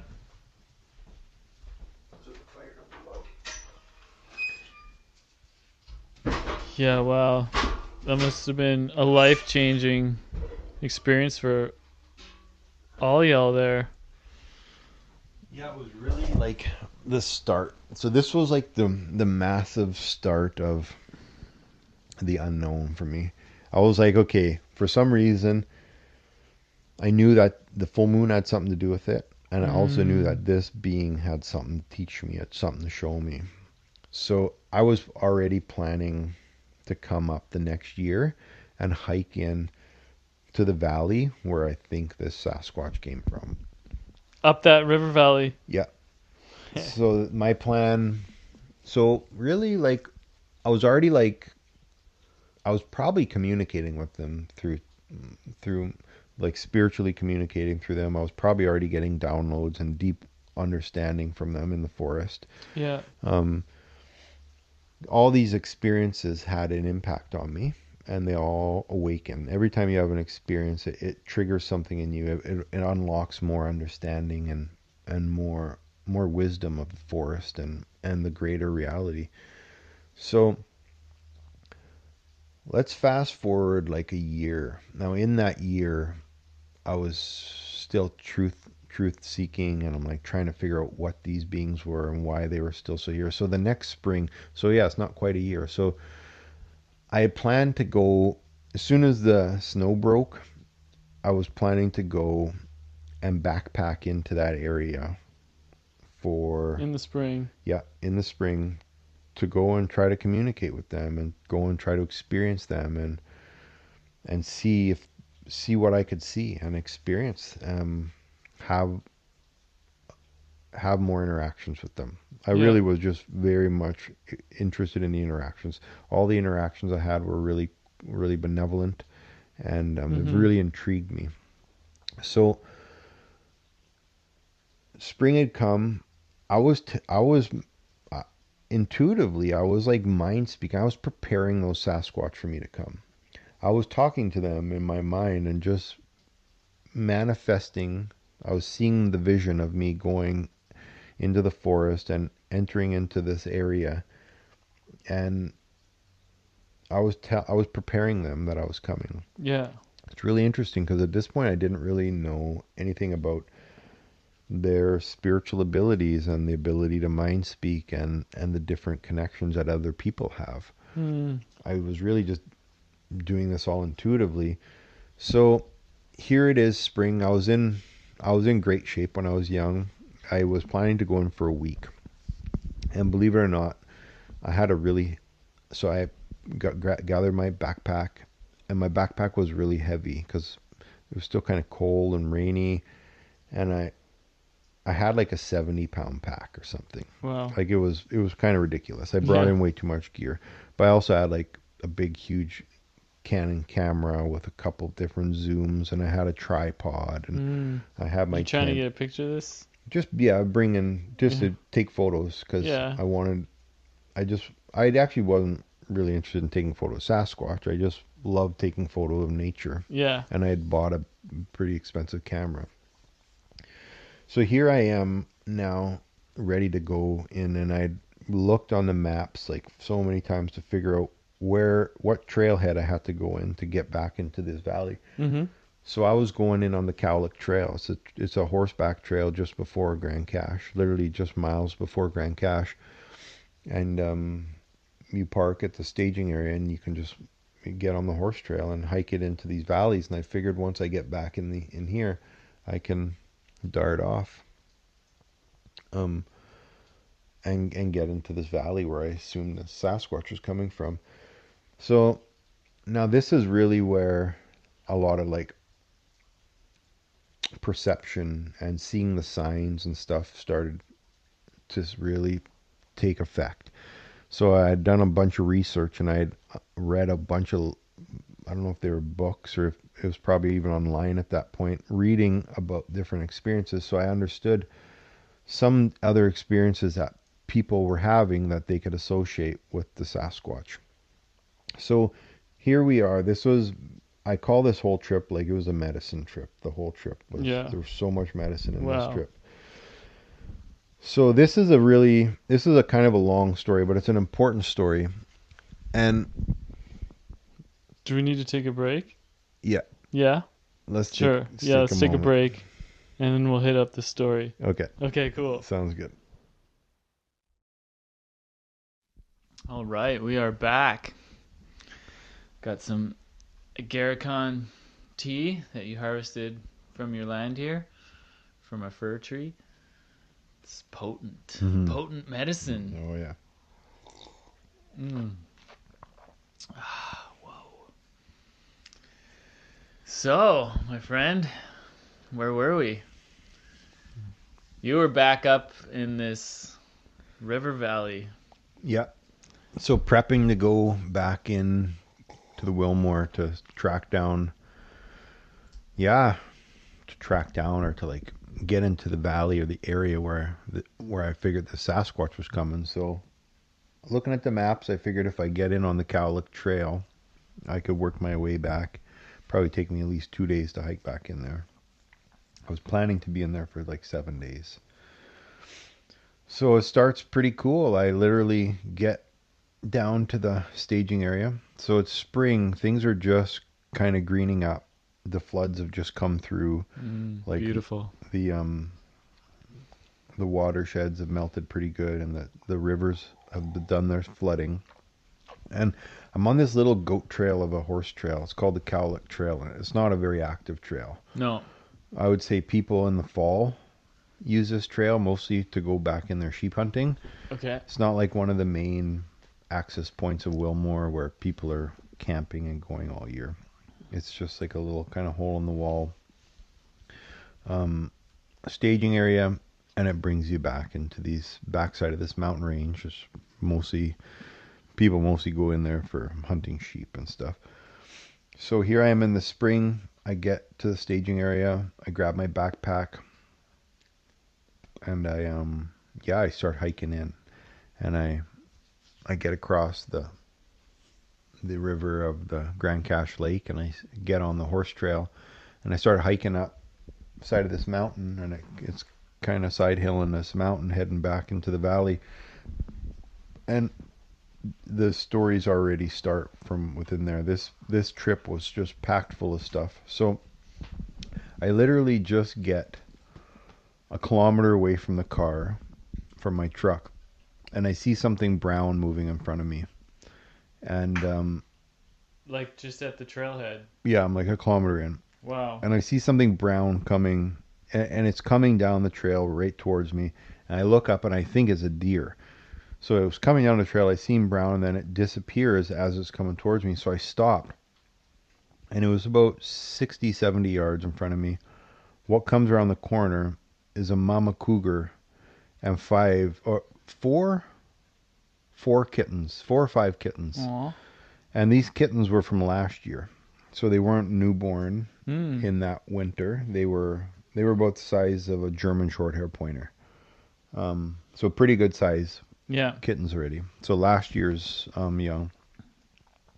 Soon as that mother turns the corner, intuitively, the first thing I did, like I wasn't, like the first thing I did is I just waved because I knew it had kittens. I didn't want to get them too close. I waved my hands and I yelled at it. I said, Yeah. wow, wow. And she just turned around right away and Yeah. busted back up off the trail. All of her kittens followed her except one. Really. And now there's a little cougar sitting there Mm-hmm. at like 80 yards, just standing there and looking at me. Yeah. And I'm like, wow, this is cool. Like I had Yeah. absolutely no fear. I was in like the prime of my life, and I felt indestructible. Yeah. And believe it or not, I actually I didn't have any guns with me. I had my bear spray, but I put my bear spray in my backpack. No gun trip. No gun. It was just like a spiritual journey. It was just a quest into the forest. So this cougar is there looking at me, and I'm like, well, maybe I should, like, I don't know. So anyways, the cougar disappeared into the woods. It dropped down. So this mom went up, and she's up there chirping. She sounds like a songbird. Really? She's making these little chirps like They make those noises. like Oh sound like yeah. a bird. She Like sounded a like a songbird, huh. like chirping, Yeah. trying to call her young. I bet you if you go online, you could find what that sounds like. But this young cougar stayed there, and he disappeared. He dropped down below, and he started coming towards me. He's in the bush, coming towards me. And at this point, I don't think I even have my bear spray out yet. So he's coming towards me, and he pops out of the bush at like 15, 20 feet away. And he gets up on the trail, and he's just looking at me. And I wasn't scared of him at all. He was probably like 40 pounds. I'm like, Yeah. I knew he was a male. I could just sense his curiosity and just Yeah. like his demeanor. Yeah. And I'm like, this thing doesn't know what to make of me. He Yeah. doesn't know why I'm running, why I'm not running. Yeah. And he can't figure out if he wants to chase me Yeah. or what he wants to do. So I'm like, maybe I'll just take my bear spray out. And I should have, I mean, I'm in grizzly country. I should have had my bear spray on my belt. Yeah. So I took my big backpack off and I rummaged in there and I grabbed my bear spray. So now I have my bear spray and I'm looking at this cougar. This cougar, he's actually like, he came a little closer to what I figured to be about one truck length away from me. Wow. And he sits on his haunches. So he's sitting there like a dog, Yeah. just staring at me. He doesn't know what to make of me. I'm like, and I thought to myself, no one is going to believe this. Yeah. I need to take my camera out. Yeah. So now I'm rummaging through my backpack, trying to get my big camera out in this big case. And as I'm rummaging through my camera, like for my camera, he actually goes back into the woods at this point. Yeah. But this was already, like, he'd already been there for quite a while, like Yeah. literally a stone's throw away. So now I have my big camera out, and he goes back the same way he came, and he merged back on the trail at like 65 yards. And this is where I start taking photos. I had a 250 times zoom. I think if that makes sense. Like I had a big long zoom, like maybe that long, 8 inches. Mm-hmm. And I started zooming in, and I started getting photos of him. And then another one of his siblings come down. Yeah. So now there's two cougars at 60 yards looking at me, 60, 70 yards Yeah. there or whatever. And I'm getting photos of them. And then they start walking up the trail back to their mom, and I'm like, okay, I'm gonna gain ground on them as fast as I can. So I threw my backpack back on, just probably even on one shoulder, just kind of threw my stuff in there. Yeah. And I wanted to get more photos, so I kind of hustle up there, and I can still hear the mom up there chirping. And these cougars now are just like maybe 40 yards from me in the woods, and I'm like taking photos of them. And there's one really cool photo. You can see it actually on my Facebook in one of the Wilmore albums. Yeah. And it's all forest. And right in the middle of the forest, all you see is just a cougar head. Whoa. Right in the middle of the photo. Yeah. You got to kind of look to pick it out. Yeah. And that was, I think the other one that came down was a female. That was just how I picked up on their energy. Anyways, they ended up darting up the trail to their mom, and now, as the funny thing is, now I'm tracking the cougars. So they're on the horse trail, and they were coming down the mountain. Now they're heading back up the mountain, and I'm right on their tail. Yeah. I'm hoofing behind them, and I can hear her call once in a while until her kittens got up with her. She quit calling. But I probably followed her in for at least another couple hundred yards. They stayed on the trail. So I'm like right behind them, and it's muddy. So I'm seeing their beautiful tracks on the trail. Nice. So this is the start of the journey. Like a kilometer in, I run into, Wow. I'm pretty sure it was 4 baby kittens. Mama with 4 baby kittens. And like, you know, not super baby, but baby from last year. So anyways, that was really cool. I'm like, what a beautiful start. So I keep going down the trail, and I'm like, maybe like half an hour into the hike. Um, and I'm walking and I smell skunk. Hmm. And I'm like, Skunk up there? skunk. This is really weird. I've been There's a lot of skunks in the prairies where we're from. Yeah. I've been hunting in the mountains for years. Like at this point, I've been in there lots, and I'm like, I've never smelled skunk in the forest. And I remember reading some. I remember in my research seeing that sometimes the female Sasquatch will emit a scent, and they'll smell like skunk. Huh. And I'm like, wow, I wonder if this is a female Sasquatch. And it was just a random scent that came on the trail. So I acknowledged it as a Sasquatch, and I just introduced myself to it, and I said I'm coming to like coming into these woods, like I'm trying to enter in a good way, a little ceremony attached to it, and I said, if you're a Sasquatch, I'm here like just to learn and to explore the mountainsides and to learn about you guys, and please allow me to access, and so anyways, I didn't know if I it could have been a skunk at that point. I'm like, maybe it was a skunk, but I've never smelled skunk in the forest, in the mountains. Yeah. So I keep going and I keep walking, and I get maybe another kilometer or two down the trail, Mm-hmm. and I smell skunk again. Hmm. So I'm like, you could smell skunk once in the mountains. Yeah. Smelling skunk twice, it didn't make sense to me. Yeah. So it didn't make much sense to me. I'm like, what? At this point, I'm like getting kind of convinced. I'm like, there's probably a pretty good chance this is Sasquatch. They knew I was Yeah. coming.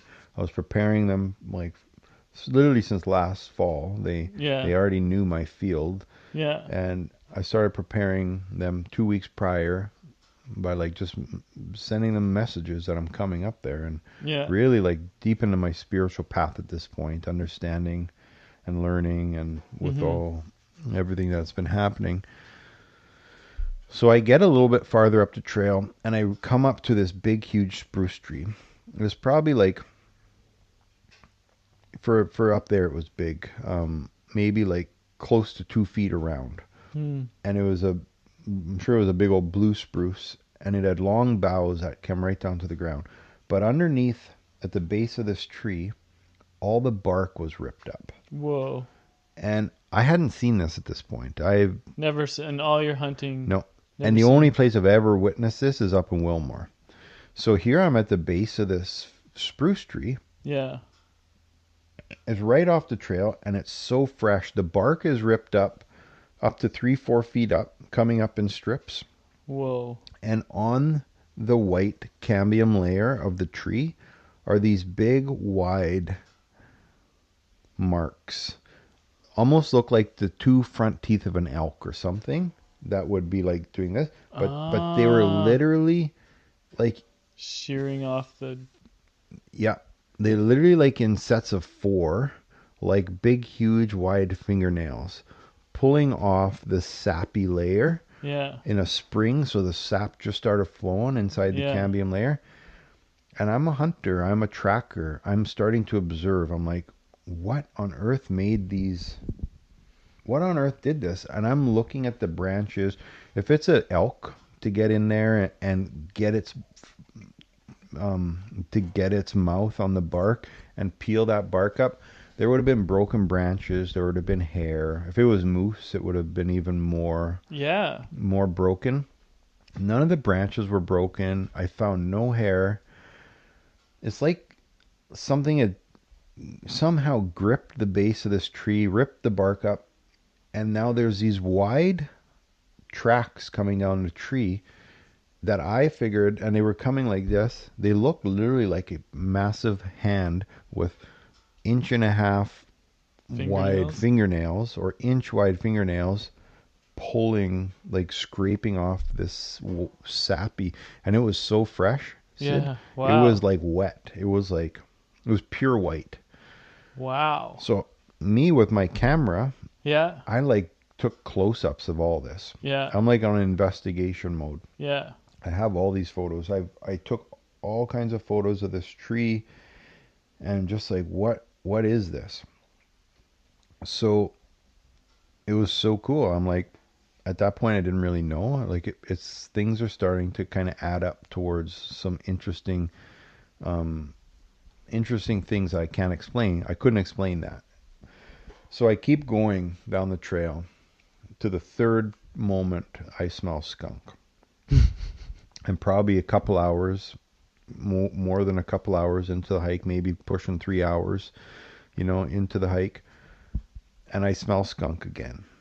And I'm like, this is really peculiar. At this point, I'm really convinced that I'm having Sasquatch activity. I had an interesting cougar experience, and then I smelling skunk 3 times and witnessing this thing. I'm sure Yeah. I'm in a valley that the Sasquatch are already in. Yeah. Wow. And they're walking Totally. with me and they're observing me. So I keep going. And my plan that night was to kind of get as far as I could get in there. But I was in really good shape. I didn't really have my backpack legs on. I hadn't been Mm-hmm. hiking around with a 70-pound pack too much at that point. Like, I wasn't conditioning for it. I just kind of winged it. So I get in and I get to a creek, and I'm on the top of this bench, and there's only one trail, and it's all kind of brambles and bush. Like, you stay on the horse trail. It's very defined, Yeah. and the horse trail is not much wider than a foot and a half. Horse really walk on a very narrow trail. So now I'm at the top of this bank, and I have to drop down a little switchback, and I get to the first creek that I cross. Now this creek, when I get down to this creek, right in the middle of the creek, right on the crossing, is a beautiful big nookshook. Really? And I mean, at this point, I've seen no human tracks in there. There were no human tracks. Whoa. It was just spring, and the snow, the rivers had just washed out. So all the rivers, like all the old rock from last year, have been washed down because the Yeah. rivers flood in the mountains in the spring. And the horse trail is like beaten up from last fall, and there's no human footprints anywhere. There's one big nookshook in the middle of the river, and it has big wide arms. It's in the shape of a upright being, like a biped. Looks Yeah. like a human or a two-legged. It's Wow. got two big arms, and the arms are big flat Rocks. rocks. Yeah. And on one of the arms is three baby nookshooks. What? Yeah, I have photos of these. I love to show them to you. I don't know if they're on this laptop. Um, I think I have the laptop that they are on. So now there's a nookshook with three babies on there, and I'm like, this is sweet to me. Yeah. And they love making art and creating interesting things, and they make rock structures and tree structures, and so I'm like, wow, this is depicting a female um, with three babies. Um, Sasquatch or human, whatever. It seems like it's built very, very neatly and really perfect construction. Wow. And it's maybe like a foot and a half off the ground. It's a big nookshook. So I'm like, this is super rad. I take photos of this. And I keep heading in. This is still on my first day journey there. So I keep heading in, and not too long after that, I figured I'd probably walk for like at least 4.5, maybe close to 5 hours that first day. Mm-hmm. And I get to this meadow. Yeah. Beautiful meadow, like unbelievable meadow. There's like moose tracks everywhere. And I found a perfect spot to camp by this meadow, underneath this tree, underneath this spruce tree on the edge of the meadow, like maybe 60, 70 yards from the river and 10, 15 yards off the horse trail. Perfect spot to camp. Nice. So I'm wiped out at this point. Yeah, no My doubt. legs are pretty jello-y, and I just set my camp up, and I make a fire, and I'm just like sitting there in awe of what's just happened and what I've experienced so far. And I'm sitting there, And I look up in the sky. It's beautiful blue sky. And here is a freaking ship. A Wow. huge light ship is flying over this valley. And I mean, this isn't no satellite. I've already was pretty. I've already seen many at this point. Yeah.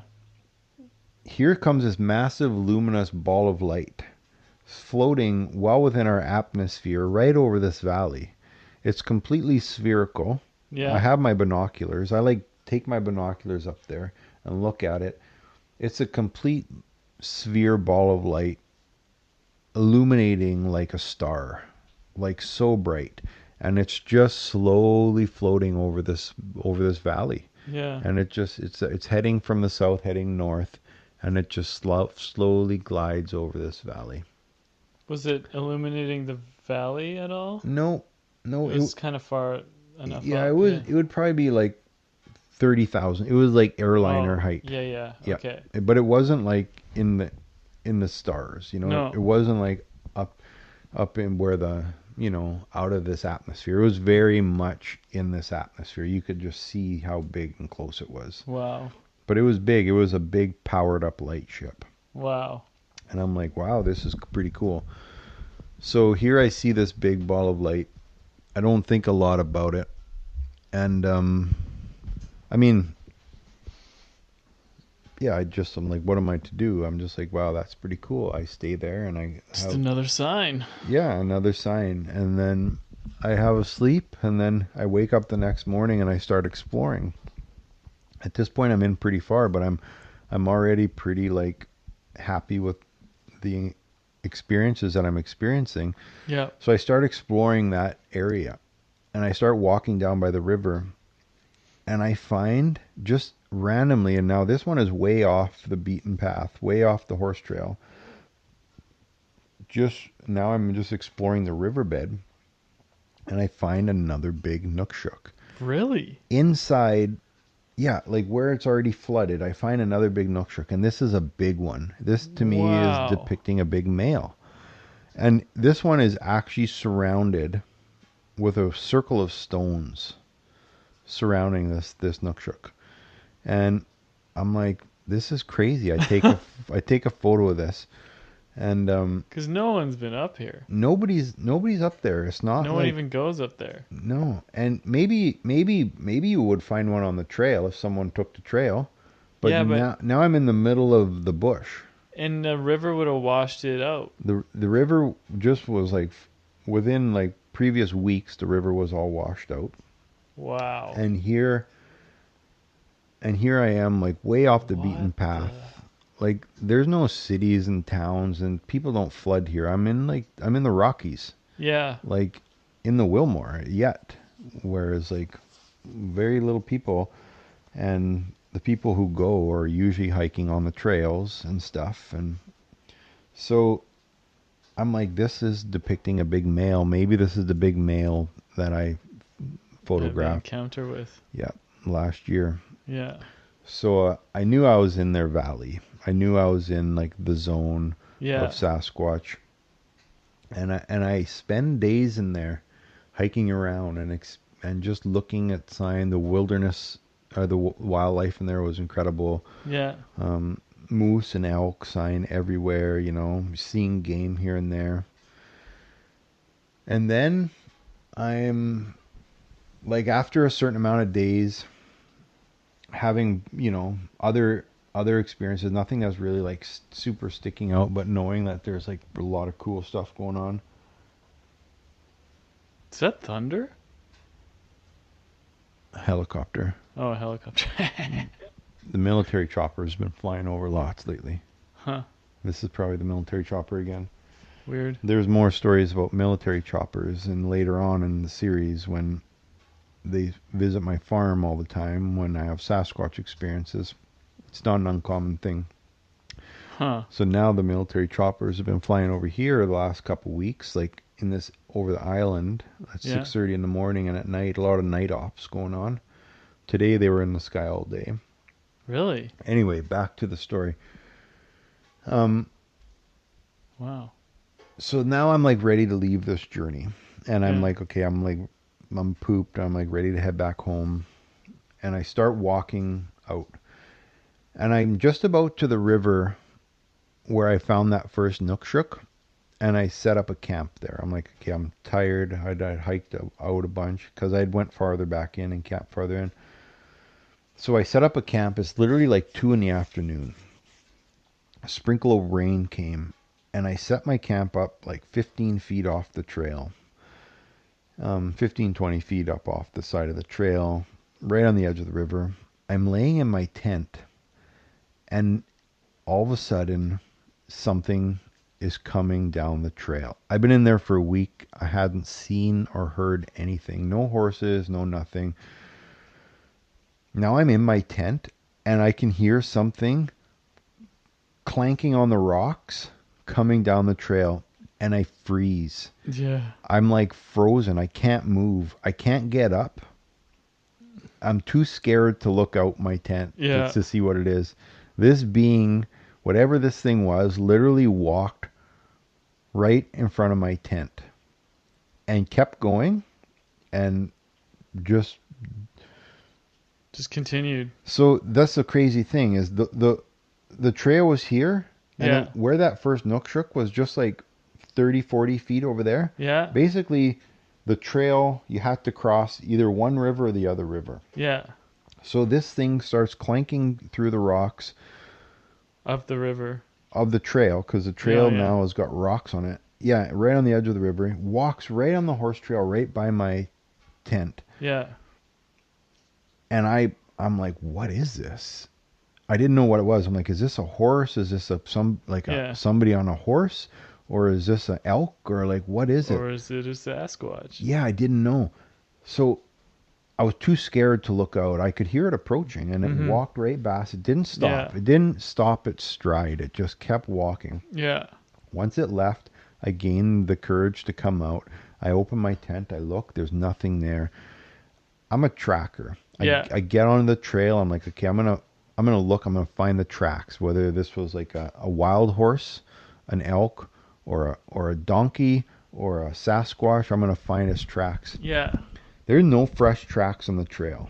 And it walked right beside your tent. It walked let's say the trail is rocky, so I can hear the rocks clanking. Right. But there's little mud within them, like right along the river. Yeah. And then wherever this being crossed a river, anything that crosses a river, you're going to leave water on the other side. Right. When you walk through, your hooves, your feet are going Yeah. to be full of water. You're going to leave some water marks on the rocks. Right. I can't find any tracks, Sid. Yeah. I can't find any water on the other side of the river. And it's not a very big river. It's like maybe as wide as this house. So we're talking like 12, 15 feet wide of a river. And the other river, the creek coming down where the Nookshuk is small. It's like maybe here to the, like maybe 6 feet wide. I'm puzzled. I'm like, what was that? Something just walked right in front of me and I didn't see it. And I have no idea what this thing was. So I'm like, what the heck? I spend the night there. Yeah. I made a beautiful little fire and I Mm-hmm. just like had a beautiful night there. Like this was going to be my last night there. And then I leave. The next morning I get up, I pack my bag, I leave. I walk over that Nookshuk.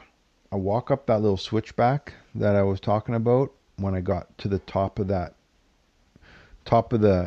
bank where I had to just drop down like 25 feet down Yeah. to the creek, and I seen that first Nookshuk. Mm-hmm. So this was literally right where I camped. It was like just maybe 30, 40 feet past there.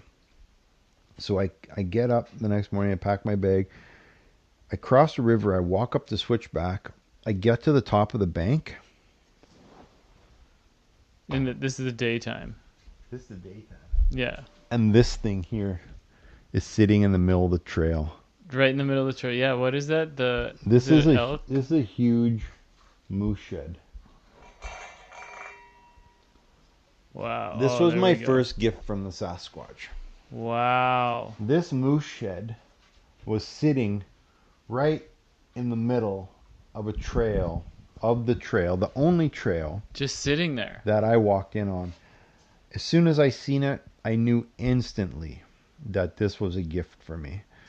I I looked at this moose shed. This moose shed had a big dark patch here where it was sitting. This moose shed had a dark patch here where it was sitting like inside of the it was sitting on the grass or like in the moss or something. Yeah. So it'd been there for a while. Nope. Oh. No. But that was a stain. So this moose shed was just sitting there. Yeah. There was no imprint. It was literally on the trail of it was literally on the trail that I had walked previous days, and there's no way I walked over this moose shed. Yeah. That's so wild. So, Like. so being a tracker, I'm like, okay, like I know that animals carry bones around. I know that wolves carry bones. Grizzly bears will pick up But a not shed. a whole moose antler. So this is a heavy horn. Yeah. I inspect it for teeth marks. If a grizzly bear has this in its mouth Yeah. and walks with it, Yeah. it's going to leave teeth marks on it. Yeah. If a wolf walks with this, it's going to leave teeth marks on it. There's Nothing. There's no marks at all on this antler. And here's the funny thing: when I picked up this antler, it smelled like rotten. It smelled like wet dog. Wow. It smelled like it came out of a wolf den. Like if you just think of a wolf den with like 12 wet wolves in the forest, how bad it stinks. Yeah. This moose shed smelled like it just came out of the lair of a wolf or a Sasquatch or something. It was so stinky. I accepted this moose antler as a gift, and I sat there and I just like connected in, and I from my whole experience I understood what was taking place, and I accepted this, and I had one apple left in my bag, and Yeah. I left an apple on the log, and I said thank you. I was just in awe that this was gifted to me in this way on my way out. And I left the apple there. I strapped this to my backpack, which was already really heavy, so now Yeah. I have another 10-pound moose antler strapped to my backpack. And this moose antler, if you're familiar with that moose antler, this is from a big Rocky Mountain bull moose. It has like at least a 2 foot or higher, maybe a 2 foot paddle from about a 50-inch bull moose. A 50-inch bull moose, a big mature bull moose. Wow. It's not just like a little fork horn or something. It's got a big paddle on it. Yeah. And this moose antler stunk for 2 weeks. Holy. It was so smokes. stinky I couldn't even bring it inside. Yeah. Because it smelled like wet dog. Yeah. And I've found lots of antlers in the woods, Yeah. like moose antlers, moose sheds, elk sheds. I've never smelt them smell like this, and it wasn't old and rotten. It's in good shape. Yeah. It looked like it was from the year, like the year before, maybe the previous winter. So maybe 1 year in the woods, off of the moose. So that was a beautiful ending to that. And then it still is a little bit more. So I get home and I was just like very pleased about that whole experience. Yeah, I no didn't doubt. physically see Yeah. a Sasquatch, but I had a lot of experience. Definitely closer than in the fall with the camp. Yeah. Yeah. Yeah, and this was way more spiritual experience. Right, I was yeah. in ceremony, I had sacred fires, and I was really tuning in, and I was observing, and I was listening to nature. Yeah. And with that, I was building my spiritual connection to these beings. And this story comes into play later on. Yeah. And where I get so much vision of what happens. So this will be probably in the next story that I share here, where I learn so much even about that trip, and I meet the beings that were there. So then I get home, and I just had this weird thing on my stomach. I had a little rash on my stomach. Really? And I was living at the farm still, I think, at that time, come in and out of the farm. I was never really home, so that was like my home base. And I asked my mom once, I said, look at this. And I had a bullseye rash on my stomach. Oh. And then I didn't think much of it. And then a year maybe or a couple of years later, I started to go to quantum biofeedback where they hook you up to this machine, and Yeah. it's like some, I can't really explain it, but some people probably know what it is, and they they can read all these different energetic frequencies in you and tell you if your vitamin levels and this and Yeah. that, and Lyme's disease came up. And the first time I went there, and she's like, "Yeah, you're having Lyme's come up. You know, have you ever been bit by a tick or anything?" And I'm like, "No, didn't think much of it." Yeah. I go back again in a couple weeks, and she said, "Yeah, well, Lyme is still coming up, and it's kind of prevalent. I don't really know. It's not like so." Anyways, I started looking up Lyme's disease and Yeah. stuff, and then I see that bullseye rash, Right. and and I'm like, it started to paint a picture, and I'm like, damn, I had a bullseye rash on my stomach Yeah. from this journey. But you I, didn't see no tick. Do you see ticks at all on that trip? I didn't see no ticks, but I had a bullseye rash, so Yeah. maybe one got in me Yeah. Yeah. and bit me and jumped off. I don't really know. I Mhm. never pulled a tick off me. So at that point, I was like, well, now do I have like Lyme's disease? Doing some research, does it turn into chronic Lyme's disease? So that kind of, I changed my, I changed my diet and stuff, and I started like, Were you getting any symptoms like no, any crazy fatigue or anything? I wasn't getting any symptoms, but it was looking, yeah, but I didn't want to, so I like Yeah. started like taking different vitamins and colloidal silver and stuff, Yeah. and I actually went to the doctor and I said, look, they're picking up Lyme's disease on this quantum biofeedback machine. I want to do a Lyme test. Mhm. But it's really hard to test for Lyme's disease, Hmm. especially in Canada. So he almost didn't want to deal with me, but he took a test and it never nothing ever came back from it. Yeah. But it's also we have really it's tough to anyways, I never did get any symptoms of Lyme. Yeah. But it's interesting that I got that rash Yeah. and she was picking up some Lyme while and it was all part of that journey. So like I said, there was a lot of medicine in that journey, Yeah. from cougar to tick to all kinds of different stuff. Yeah. Um, And nook shooks. yeah, so it was beautiful. That was a so I was like well underway of a very deep spiritual connection with the Sasquatch at that point, and I'm like, there's so much more that I need to find out. So Mhm. I started getting online and I'm just like, why? What's going on here? I started Yeah. looking. I'm like really searching now.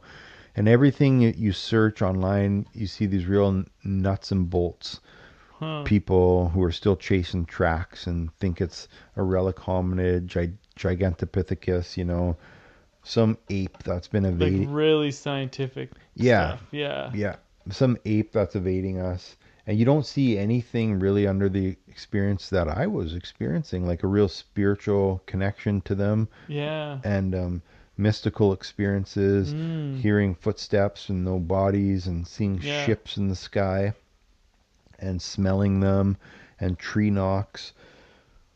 And then I found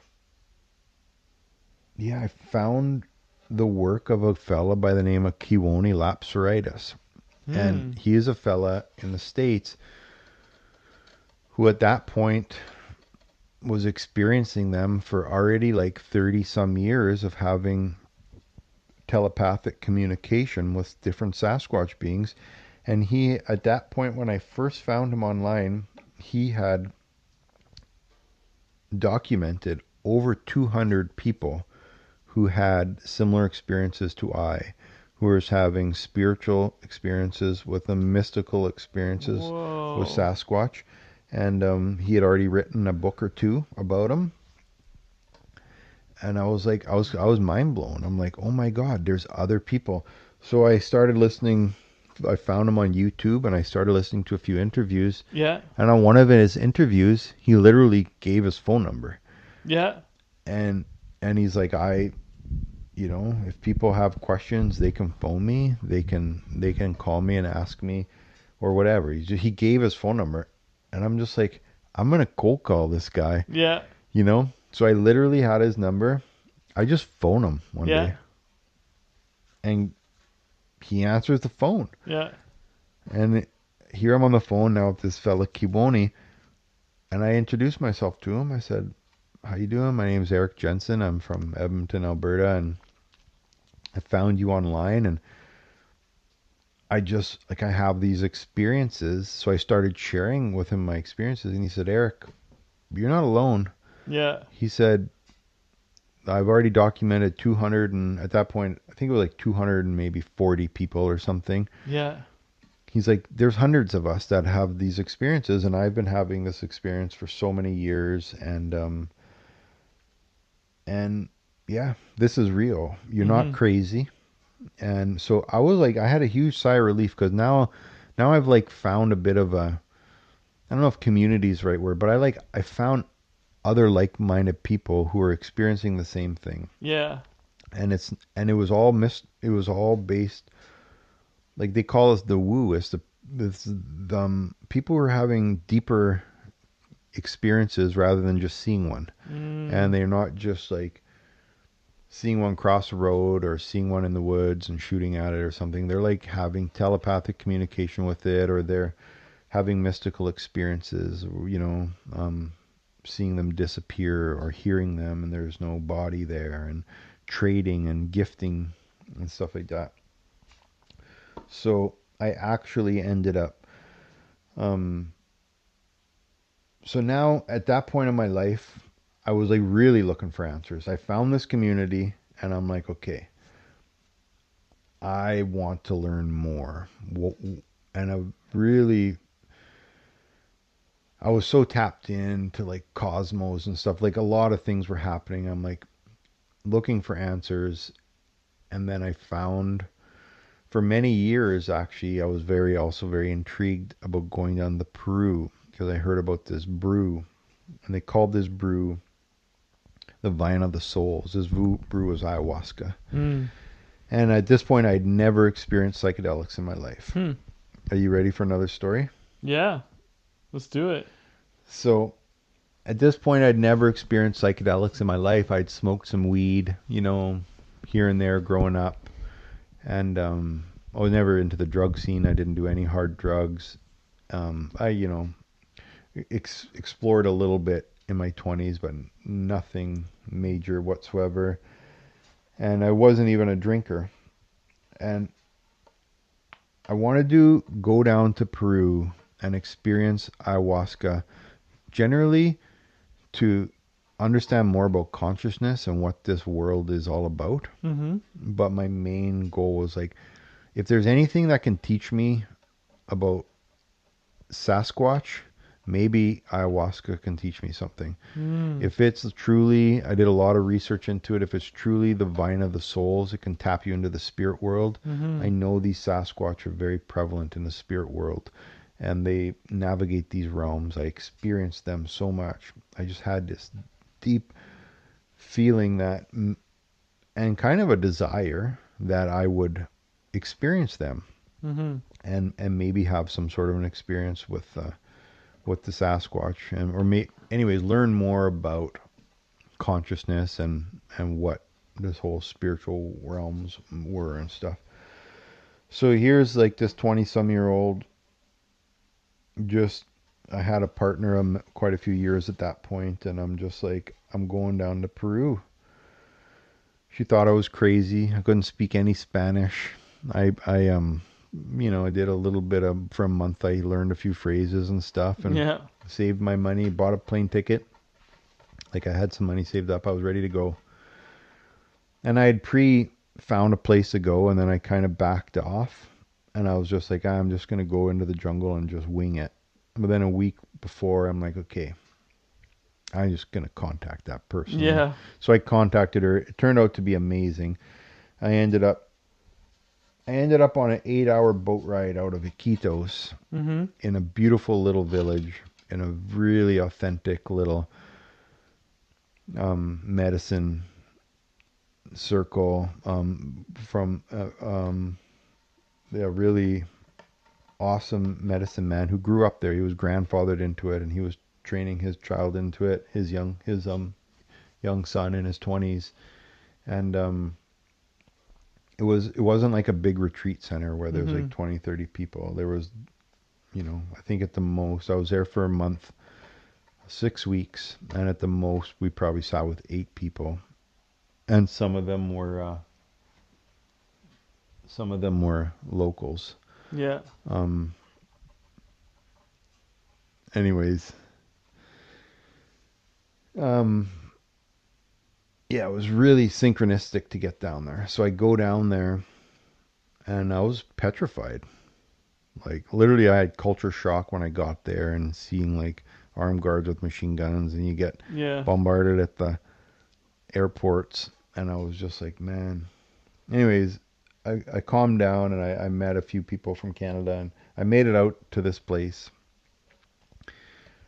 And now it's like time to drink ayahuasca, and I'm like petrified and stuff. And so it gets dark, and he lights the candle, and he passes, and he asks, he starts to like distribute the brew, and he asks everybody how much they want. And I wanted a strong experience. Yeah. So I said, I'll take a full cup or whatever. And they're just little cups. You can take like small, medium, or half. And I said, yeah, I want a big one. I want a full cup. Sheesh, man. It changed my world.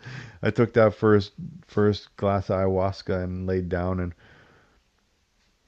I literally got slapped into a floppy disk, and I put into a wall, the mainframe, put into a huge computer system. Yeah. And I shot down technology, and I learned, what it showed me was that this whole life, everything is some sort of weird technology. It's like a computer game, almost it was so mind blowing. I just couldn't even believe it. And I was like flat out. I was barfing, and I couldn't move. I was like, my mind was blowing. I learned that the whole system was this massive computer system. Wow. It still shows me that to this day, which I try to process. Wow. Anyways, we're gonna have to come back to these stories. Yeah. Well, it's a good way to wrap it up. And we could start even with your whole experience with that ayahuasca ceremony. Yeah. On another session. Yeah. Sweet. Well, thanks for all the info and sharing, all your stories and wisdom, and yeah, it's been really fun. Yeah, no worries, man. Thanks for hearing me out, and your interest, and happy to share. Booyah! Right on.